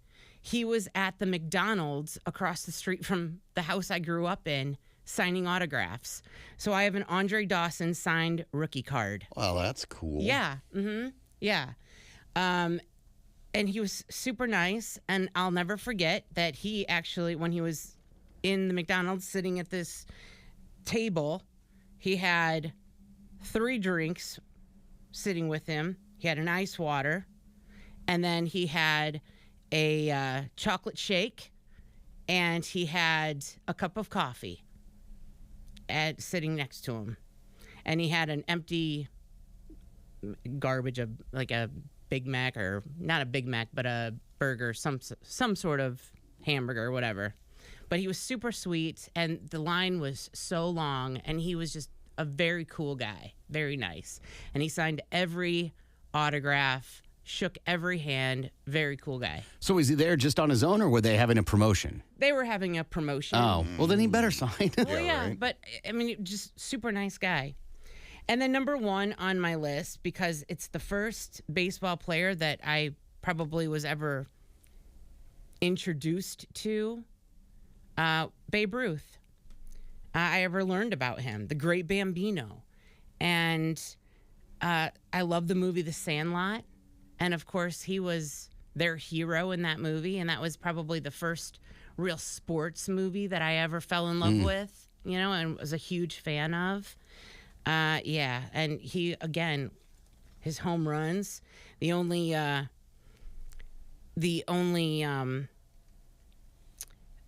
drugs, I guess you could say, that he was ever addicted to was cigars and scotch, you know? And none that we of know those, of. yeah, You're right. and none of women. those, and women, yeah, and really none of the players on And my being list fat. were ever accused of using any sports enhancing drugs. That's a John Goodman movie about Babe Ruth or whatever. Right. Yeah, That I was think good. that was him. Yeah. Yeah, I forget the name of it. Babe. The Babe. The Babe. The Babe. Babe is the one about the pig. Right. Not to be Yes. confused. Both of them fat, probably smelled, probably went wee. I think Andre Dawson had a little nose problem. Oh, yeah? I remember He liked to go correctly. skiing sometimes. I'm sure a huh? lot of players in that time frame did. Oh, yeah. It was the 80s, man. Everybody was. Yeah. Top list, favorite baseball players of all time. What do you got, Gimpy? Number 5 is going to be Ken Griffey Jr., man. Growing up in the 90s, this cat was a stud, man. Played for the Mariners. I played the game, the video game, Ken Griffey Jr. I think my brother had a poster somewhere. Either way, Just one of those ones that stick out to me growing up. Ken Griffey Jr. Okay. Number 4 is Nolan Ryan. Man, talk about a badass pitcher, dude. And I looked it up, and I was like, Cat, still alive, 77 years old. Yeah. Okay, good for him. Good for him, but just record-breaking, all-time, badass pitcher. I'd hate to go up against him. I think I read somewhere that, like, every pitch that he threw clocked in at over 100 miles an hour. That's damn fast, man. I mean, that probably needs cleaned up. I doubt he threw every pitch at 100 miles an hour. Right. Well, that's just what the wiki said, so take it for what it is. What we got on here? Number 3 is going to be, now this is when I was growing up in California and actually paid attention to baseball or whatever. These next 2 would be Mark McGwire. I grew up in the Bay Area, so the Oakland A's that was my team, man. It was the Niners for football and the A's for baseball. And I never forget, it was like 86, 87, something like that. Folks took me and my brother to go watch the A's and the Giants play there at A's Stadium, and it was awesome. And that was back before Mark started doing steroids and getting all ripped before he played for the Cards or whatever. And it was just an awesome time, taking those memories, going back to that particular time. That game traumatized me as a small child. I'll never forget. Oh, God. The image is still burnt into my head. So here I am, just a wee little gimpy guy, right? And I'm like, hey, I got to go to the bathroom. So my dad takes me to the bathroom, right? And that's when I discovered the trough. And I'm like, that's weird, right? But as I'm walking back towards the stall, because I'm not going to sit there and piss in a trough next to a bunch of grown men who are drunk. That's just weird to me. I'm walking past, and some guy is snapping a deuce with the door wide open. And you get to see everything that this baseball fan had to offer. And that picture has been burnt into my head to this day, still there. It's disgusting. So, number 2. It's shocking that you were. I'm not shocking. It's interesting you were an A's fan because you were a South Bay guy, right? You guys lived south? We lived at Travis Air Force Base, so we weren't like really even close. We were close, but not close like what you're thinking. That was just the area that I lived in. So Niners fan, San Francisco 49ers fan. And I preferred the A's over the Giants. And I think it was because of Mark McGwire and then my next pick, Jose Canseco, coming in at number 2, man. Dude, that guy was a badass, too. Just knocking him out again, same baseball game against the Giants, whatever, same traumatizing memory. But I just remember growing up, and that guy was a stud. And then I think he moved to the Rangers or whatever, and then finally retired. I think he got into a little bit of trouble or something like that. And you really just don't hear much from Jose Canseco anymore. Maybe I just don't pay attention as much as I used to. Number 1, his wife his daughter. Really? Yeah. I'm a-looking. Yeah, his daughter, and I think she's dating or engaged to somebody questionable. Of course her name's going to be Josie. 27-year-old Josie Canseco? Yeah, she is. Hubba. It doesn't say anywhere who she might be dating or whatever, but I don't care. Oh, Johnny Manziel. Yeah, that's it. Yep. There you go. Yeah, Johnny Manziel. Yeah, about that guy. Number 1 on my list of favorite baseball players of all time was actually quite an inspiration for myself personally. Nothing to do with baseball at all whatsoever, but him as a person and his ability to do what he did. And that's Jim Abbott, pitcher for the Angels, way back in the day. One-handed pitcher, and when I say one hand, he only had one hand. He'd have to put his glove on and hook his, just kind of put his glove on his handless arm and then throw the ball, switch real quick, catch the ball, pull it out, da-da-da-da. That guy was a badass. And the inspiration behind that, hell, if that guy can do that, if that guy can play baseball and throw balls that fast and be that much of a badass with one hand, Well, then I can do anything with the 1.5 that I got. 1 1.8, 1 and a Good quarter, pick. something like that. So real inspiration for me growing up in life. And it just showed to me that, don't let anything slow you down. All right? Just because you may look a little different or you're missing an appendage, that don't mean you can still do it. You just got to figure it out. And if Jim Abbott can figure it out, then you can figure it out. Yeah, that's a good one. Mm-hmm. Doing top lists, we're doing favorite baseball players of all time, like Lindsay and Gimpy. Mine are connected to my childhood, a lot of them. And number 5 is Ken Griffey. I mean, that smile, he felt like he was smaller than everyone else. So, you're like, oh, okay, even though he was over 6 feet or something. Right. But he was just a guy, you're like, man, he's a stud. He's so cool. He looks fun, right? All because he had a great smile and was charismatic in interviews.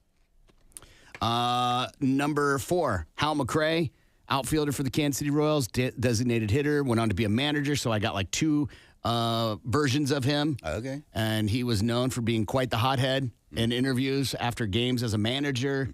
And I loved that about him. He was very sparky.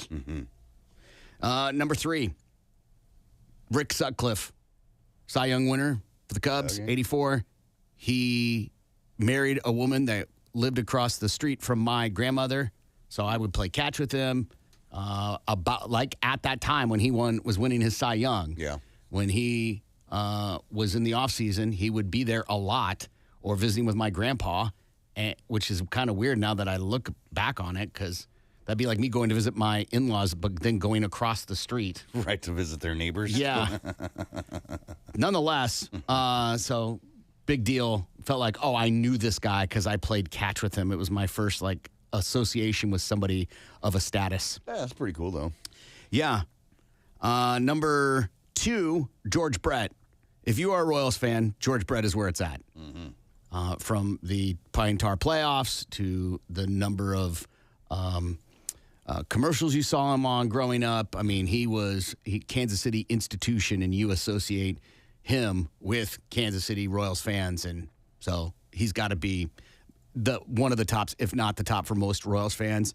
And then my number 1 is a super famous baseball player, but I didn't pick him just because of his baseball skills. I picked him because as I've gotten older, I've learned a lot about him and who he was.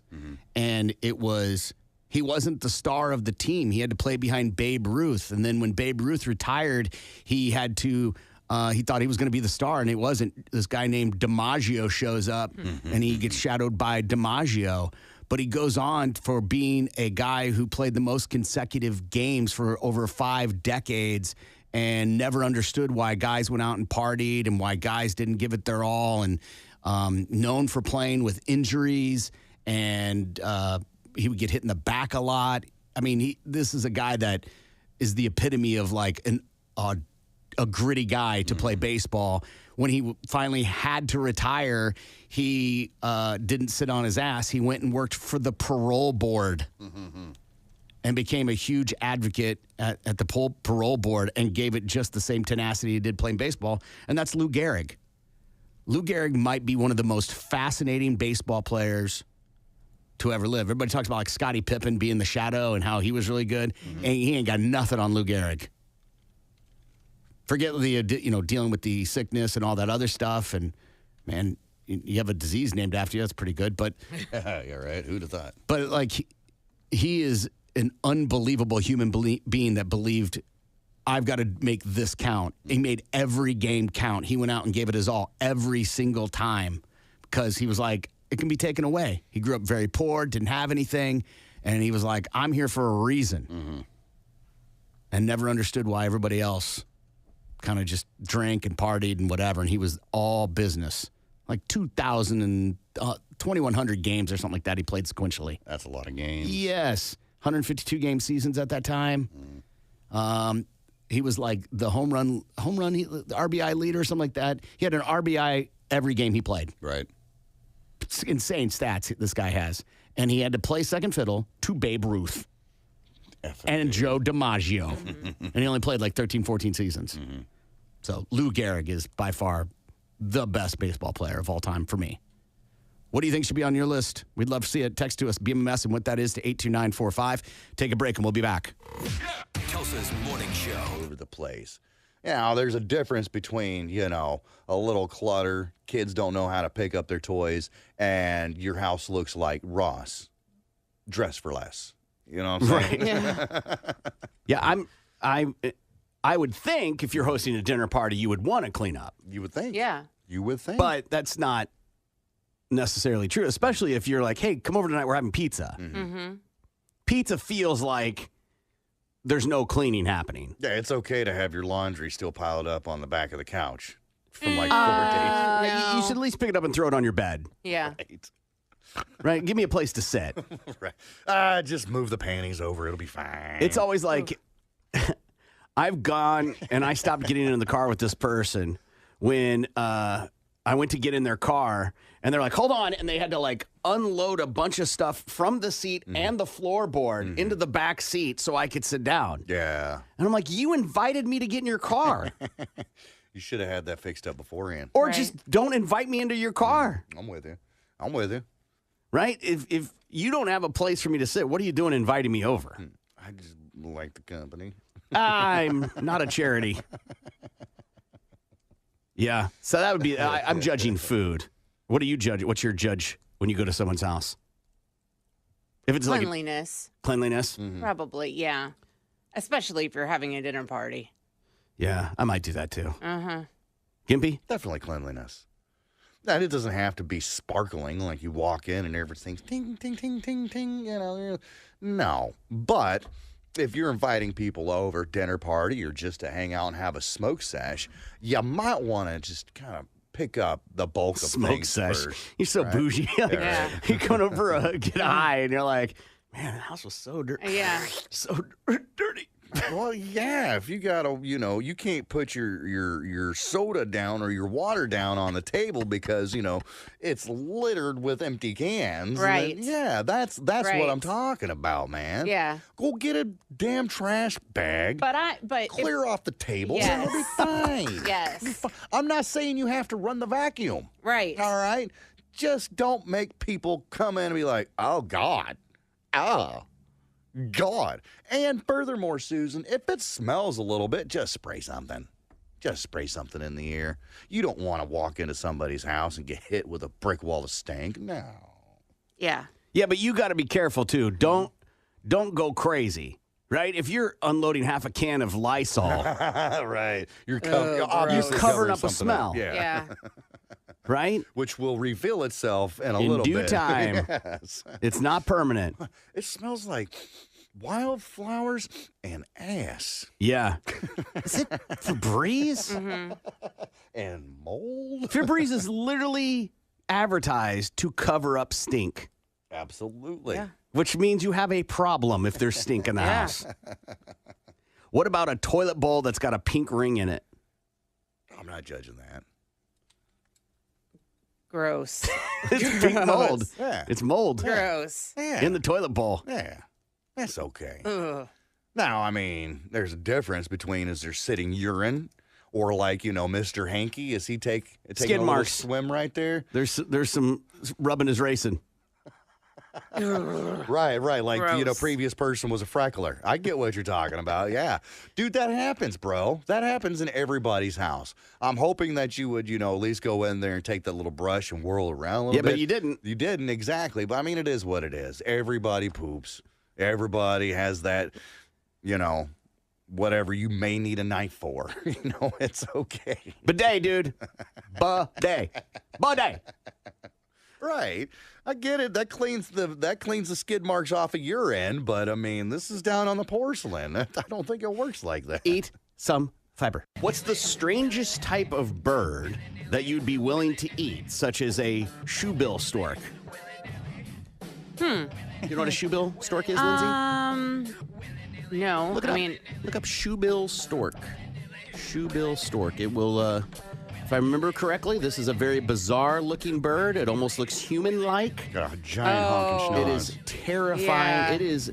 It will haunt you in your nightmares. And if I remember right, it makes a horrendous sound. Yeah. A very loud noise. It's not like a beautiful Yeah, chirping yeah. or anything. It's a very loud noise. Mm-hmm. It's the shoebill stork. You see it? Yeah. Okay, so what is your pick going to be? Probably a.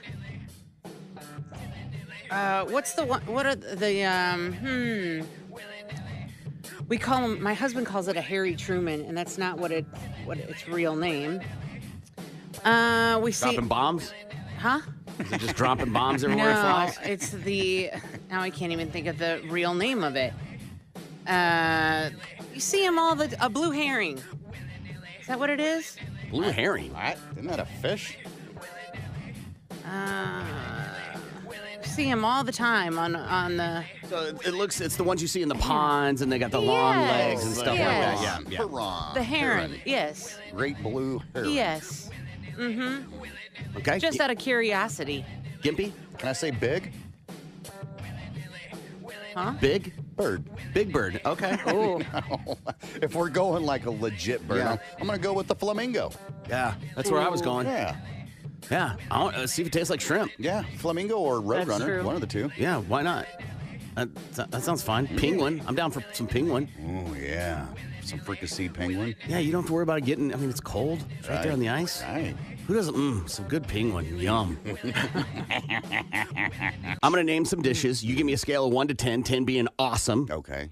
and 0 being pass. Okay. Okay? Lindsay, you're in on this too. Okay. 10 being Let's awesome, start 0 let's being start nothing. basic, right? Yeah. Spaghetti. Lindsay? Oh, 10. Okay. Gimpy. 3. Okay. Fettuccine Alfredo. You can 10. You can say 10. Could I say 11? Gimpy? Oh, What kind? Is it seafood or is it chicken? This is just the cheese. This is Just no the chicken, sauce no and noodles? Yeah. 0. Okay. Manicotti. So manicotti, for those who don't know, it's a ricotta. Mostly the time it's a ricotta-based filled noodle. Big ol' honkin' noodle, too. it's a 6 for me. Okay. That's a 0 for me, dog. Okay. Stuffed shells. 6. Okay. Gimpy. 2. 2, if that. I'm struggling for a 2, bro. Okay. That's fine. Yeah. Lasagna. 3. Wow. Gimpy. Who's making it? Whoever your favorites is. It's even my mom's lasagna. That would rank like a 2 or 3 for me, and that's because it's mom's. So lasagna, just in general, Yeah. that's a 1. Chicken Parmesan. Chicken Parmigiana. 9. Never had it. 918-460-KMOD. So I love when we do like music stuff. So I don't want you guys looking this up. I want to see if you can guess. Okay. But there is a song that has been at the top of the UK charts for 400 weeks. Oh, wow. Damn. And we're going to see if you can guess it, right? But I'm going to help by playing 1 through 9. Okay. And it's has been in the top 100 for 400 weeks, which is nearly double to second place. Mm-hmm. So it's unequivocally Way better a than massive song, Gotcha. right? So number 10 is The Pogues and Fairy Tale of New York. Now, I don't expect really anybody to know this. It's kind of this maybe like Irish ditty thing. It's the UK chart, so it's going to be a little weird. This is the weirdest one, I think, to be on this. I like the Pogues. I don't like this one. No. That's good. All right. Yeah. All right. It picks up a little bit. I was like, oh, this is a little too slow for my Pogue taste, but all right then. Number 9 is a song that I would think a lot of people know. It's a pretty modern song, and the song is called Riptide by Vance Jones. If you knew, if you've probably heard the song on like at a TikTok video or something to that effect, as I'm waiting for it to load.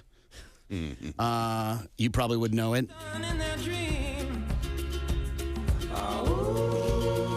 Yeah, I know that one. Yeah. Pretty popular song. It's a good chill song. Good Yes. Sunday afternoon kind of song. Yeah. So that's Vance Jones. That's number 9, right? Trying to eliminate so you guys can try and guess what the number 1. Number 8, not playing, but it's Mariah Carey. All I Want for You is Christmas. 131 weeks in the top 100. That's a pretty big deal, right? Yeah. How often does the UK update their charts? Yeah. But no, but the point is that you have to be a massive hit. That song broke a lot of barriers being in the charts after Christmas and sure. before Christmas. For So sure, yeah. it's an anomaly, right? But to your point, Frank Sinatra, My Way, 133 weeks. Okay. A song I wouldn't expect a lot of people to know off name, but when you hear it, you should know it. George Ezra, and the song is called Shotgun. Guilty pleasure mine. Dude, he's a stud. Yes. I'll be riding shotgun. Yeah, so there you go. Now you know who that is. Did you dip into my list, man? My playlist? Mariah What's Carey going and then on George here? Ezra. Right. Yeah. We'll find out. The Weeknd, Blinding Lights is on this list at number 5. Snow Patrol, Chasing Cars, number 4. Number 3, Ed Sheeran and Perfect. Okay. Number 2 is a song I don't expect a lot of people to know, but you're going to know the song when you hear it. Louis Capaldi and Someone You Loved. If I can get it to play. It's easy to say, but it's never the same. You hear the song and you're like, wow. And then you see him and you go, oh, no. Is he a gremlin looking dude? He looks like he'd be really good at Fortnite. Okay. Drink some energy drinks. But an unbelievable crooner. For real. Yeah, so that's the song that I didn't think a lot of people would know. That's number 2. So number 1, the song that has reached the top 100, been in the top 100 for 400 weeks. So been a popular song for a long time, but it never got above 10th on the chart. So it's been in the chart for 400 weeks, but it never got above 10, while these other ones were pretty much like 1 and 5 and 1. So what do you think it is? Is it a male or female? I'm not helping. I just gave you 9 helps. Chumbawamba. Chumbawamba, thumping, no. How about Holy Holy, by Bieber and Chance the Rapper? no. Okay. Is it a Cher song? No. Okay. Last one guess, Lindsay. A Beyonce No. song, Single Ladies. No. Gimpy. Mika, Big Girls. Ooh, You Are good guess. Beautiful. That's a solid guess. WAP. I was going to see if Mika was even on this. No, Mika's not on this list. Okay. But this is the song. Blew me away. And now this has never reached number 1. It's just been on the charts in the For top 10. 400 weeks. For 400 weeks. It's somewhere Okay. on the chart for 400 weeks. Gotcha. Okay. Double of Louis Capaldi. Okay. With 200 and something weeks. So this is been on the chart the longest. People want to hear it. Really? Really? And I know Gimpy's neighing it. Lindsay shrugged her shoulders. This song is so popular because the lyrics are easy to remember. Yeah. It's easy to sing. They play it at baseball games. They play it at football games. Yeah, It is yeah. a massive song. So you can neigh it like it ain't a big deal or it ain't your cup of tea, but you all know the song. Yeah, and I it's- like the Killers. They're good. Yeah. I mean, they have one album. No. It's They not had a one song that album you that get meant sick anything. of. You have one album you know. What's that? It's not a song that you get sick of. It's hard to get burn on it, is Yes. the technical term, yeah. Absolutely. Yeah. There are rock songs that exist that way too, but yeah. Easily their biggest song ever. 80s synth pop feel, right? I was blown away by this. I would have never guessed this to be the longest charting song in UK history. For real. Yeah, everybody, you know this song, even when you don't want to admit it. It'll be stuck in your head later. You're welcome. Brandon Flowers, tiny man. Very tiny. Smaller than me. Wow. That says a lot. Yeah. All right, we got to take a break, and we'll be back. Tulsa's morning show continues next. The Big Mad Morning Like tightening, and then there's some menacing people out there, and like, I'm just going to slice them off. Right. Let's see how far we can take this train. Okay. That doesn't. I cannot piece together these stories. This is one of the stories we do that I'm like, I don't get it. Right. I don't get why it happens. I don't get the people that are up for it. Yeah. Not that this was a willing participant. We don't know that part. Right.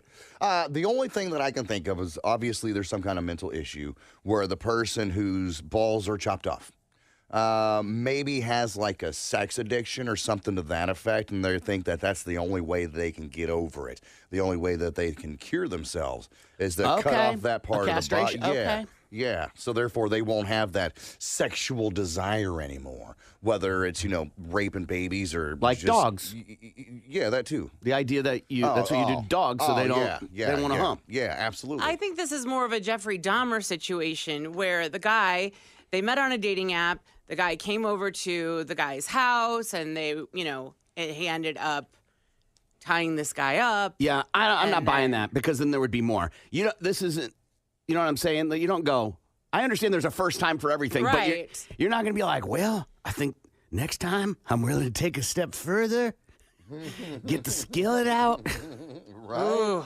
Right? I wonder That's if also these taste like. it's also an important feature. Did he cook them, or did he eat them raw? Right. Because eating a heart of a deer is not an uncommon thing. Sometimes straight out of it, sometimes cooked.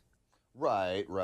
Even your Rocky Mountain oysters, bull balls, bull butter. People eat those, but they don't eat them raw. They don't eat them raw, right? As far as I know, they don't. If you do, that makes you a little weird, and I don't think we should be friends anymore. The idea that these two crazy people found each other, if that's the case, God, the universe is insane. Imagine the life they could have had if he would not have died. I think they had the life they imagined.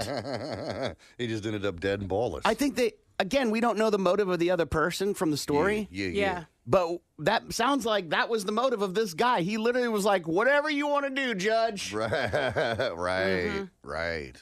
Apparently, and I dug into this guy a little bit. He had a master's degree. Like, he was pretty, yeah. He was... The Unabomber had a master's. He was, come on. Yeah, true.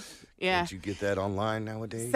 Sentencing for him will be held on December 15th. I saw a thing yesterday online. I don't know if it's true, but you know how they caught the Unabomber? They caught the Unabomber. He was such an elitist. Like, he thought he was so much better than everybody else. He couldn't stand the phrase, have your cake and eat it too. Yeah. And because he's like, that makes no sense. He was like, you can't have your cake and then enjoy it, like some other phrase. Yeah. And so he wrote this manifesto that got printed in the paper. And his sister-in-law, who always thought he was a little off his rocker, was like, I think this is your brother. Went to her husband, and he looked at him and was like, I don't think so, and then read the line that his brother was one of the only people who ever said, you can't have your cake and then enjoy it as well. Right. Oh. It's like, And that's how they okay. got him. Wow. Ooh, damn it. Ted Kaczynski. Man busted for beating. Also, he was one of the people that did the acid experiment where they gave everybody a bunch of acid to see how they would react. Okay. And he went crazy, and he never forgave them. Well, that would make sense, but no reason to go and send bombs through the mailbox. Yeah, Just saying. universities and bombs and airplanes. Right. The Unabomber. A doll feels a little too childlike. Right. Any kind. Yeah. Right. Any kind. The obvious, the sex dolls would The be. word doll Right. is what negates it for me. Well, Right. So toys, they have sex toys. Toys are for children. No, they also have toys for adults. Like? Drills. Right. Okay. Big boy toys. Big boy toys. Yeah. Gotcha. Yeah. And for the big Beach girls, toys. Yeah. Okay. Lake toys. Okay. Toys is synonymous across the board. Dolls, 94% associated with children, specifically Yes. girls. Okay. So it's a little bizarre. A little weird.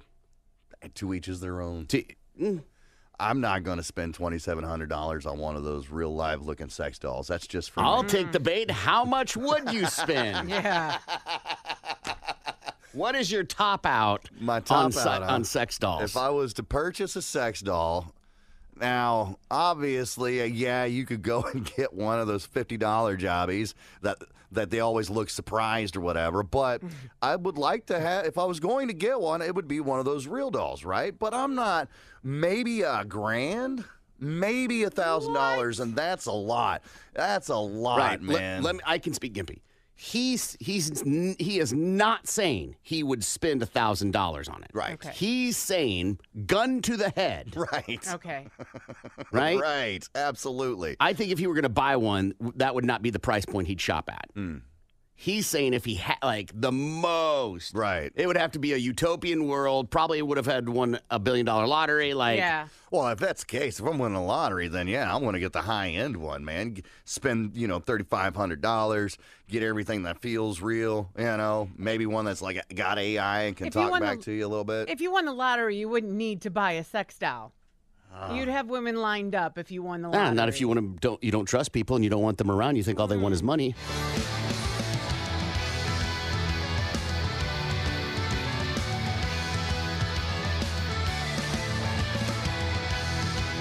Good morning. It's the Big Man Morning Show. 918-460-KMOT. Lindsay, what'd you learn today? I learned that Brandon Flowers would have to ask Corbin to reach something for him off the second shelf at the grocery store. And Gimpy saw a girl on a BMW bike dressed like a ninja. Tried to write a misconnection, but how do you describe someone who's obviously practicing for her next mission in Fast and Furious Tokyo Drift 2 Ninja Biker Edition? I mean, we know you're fast, but wait up for destiny, won't you? Gimpy, what'd you learn today? I learned it's not creepy to follow someone and demand they pull over so you can talk to them. And I also learned that there's an award for having a Magic Johnson. I learned if she says something to me, she must want to bang me. And I also learned, you're closing? I don't think so. It's Corbin saying make sure that dishwasher's loaded right. It's Lindsay. Stop tracking my cycle. This is Gimpy, and Far I'm too kind. Ready? Let's go. Can I get up? I mean, every job's got hard days. I've told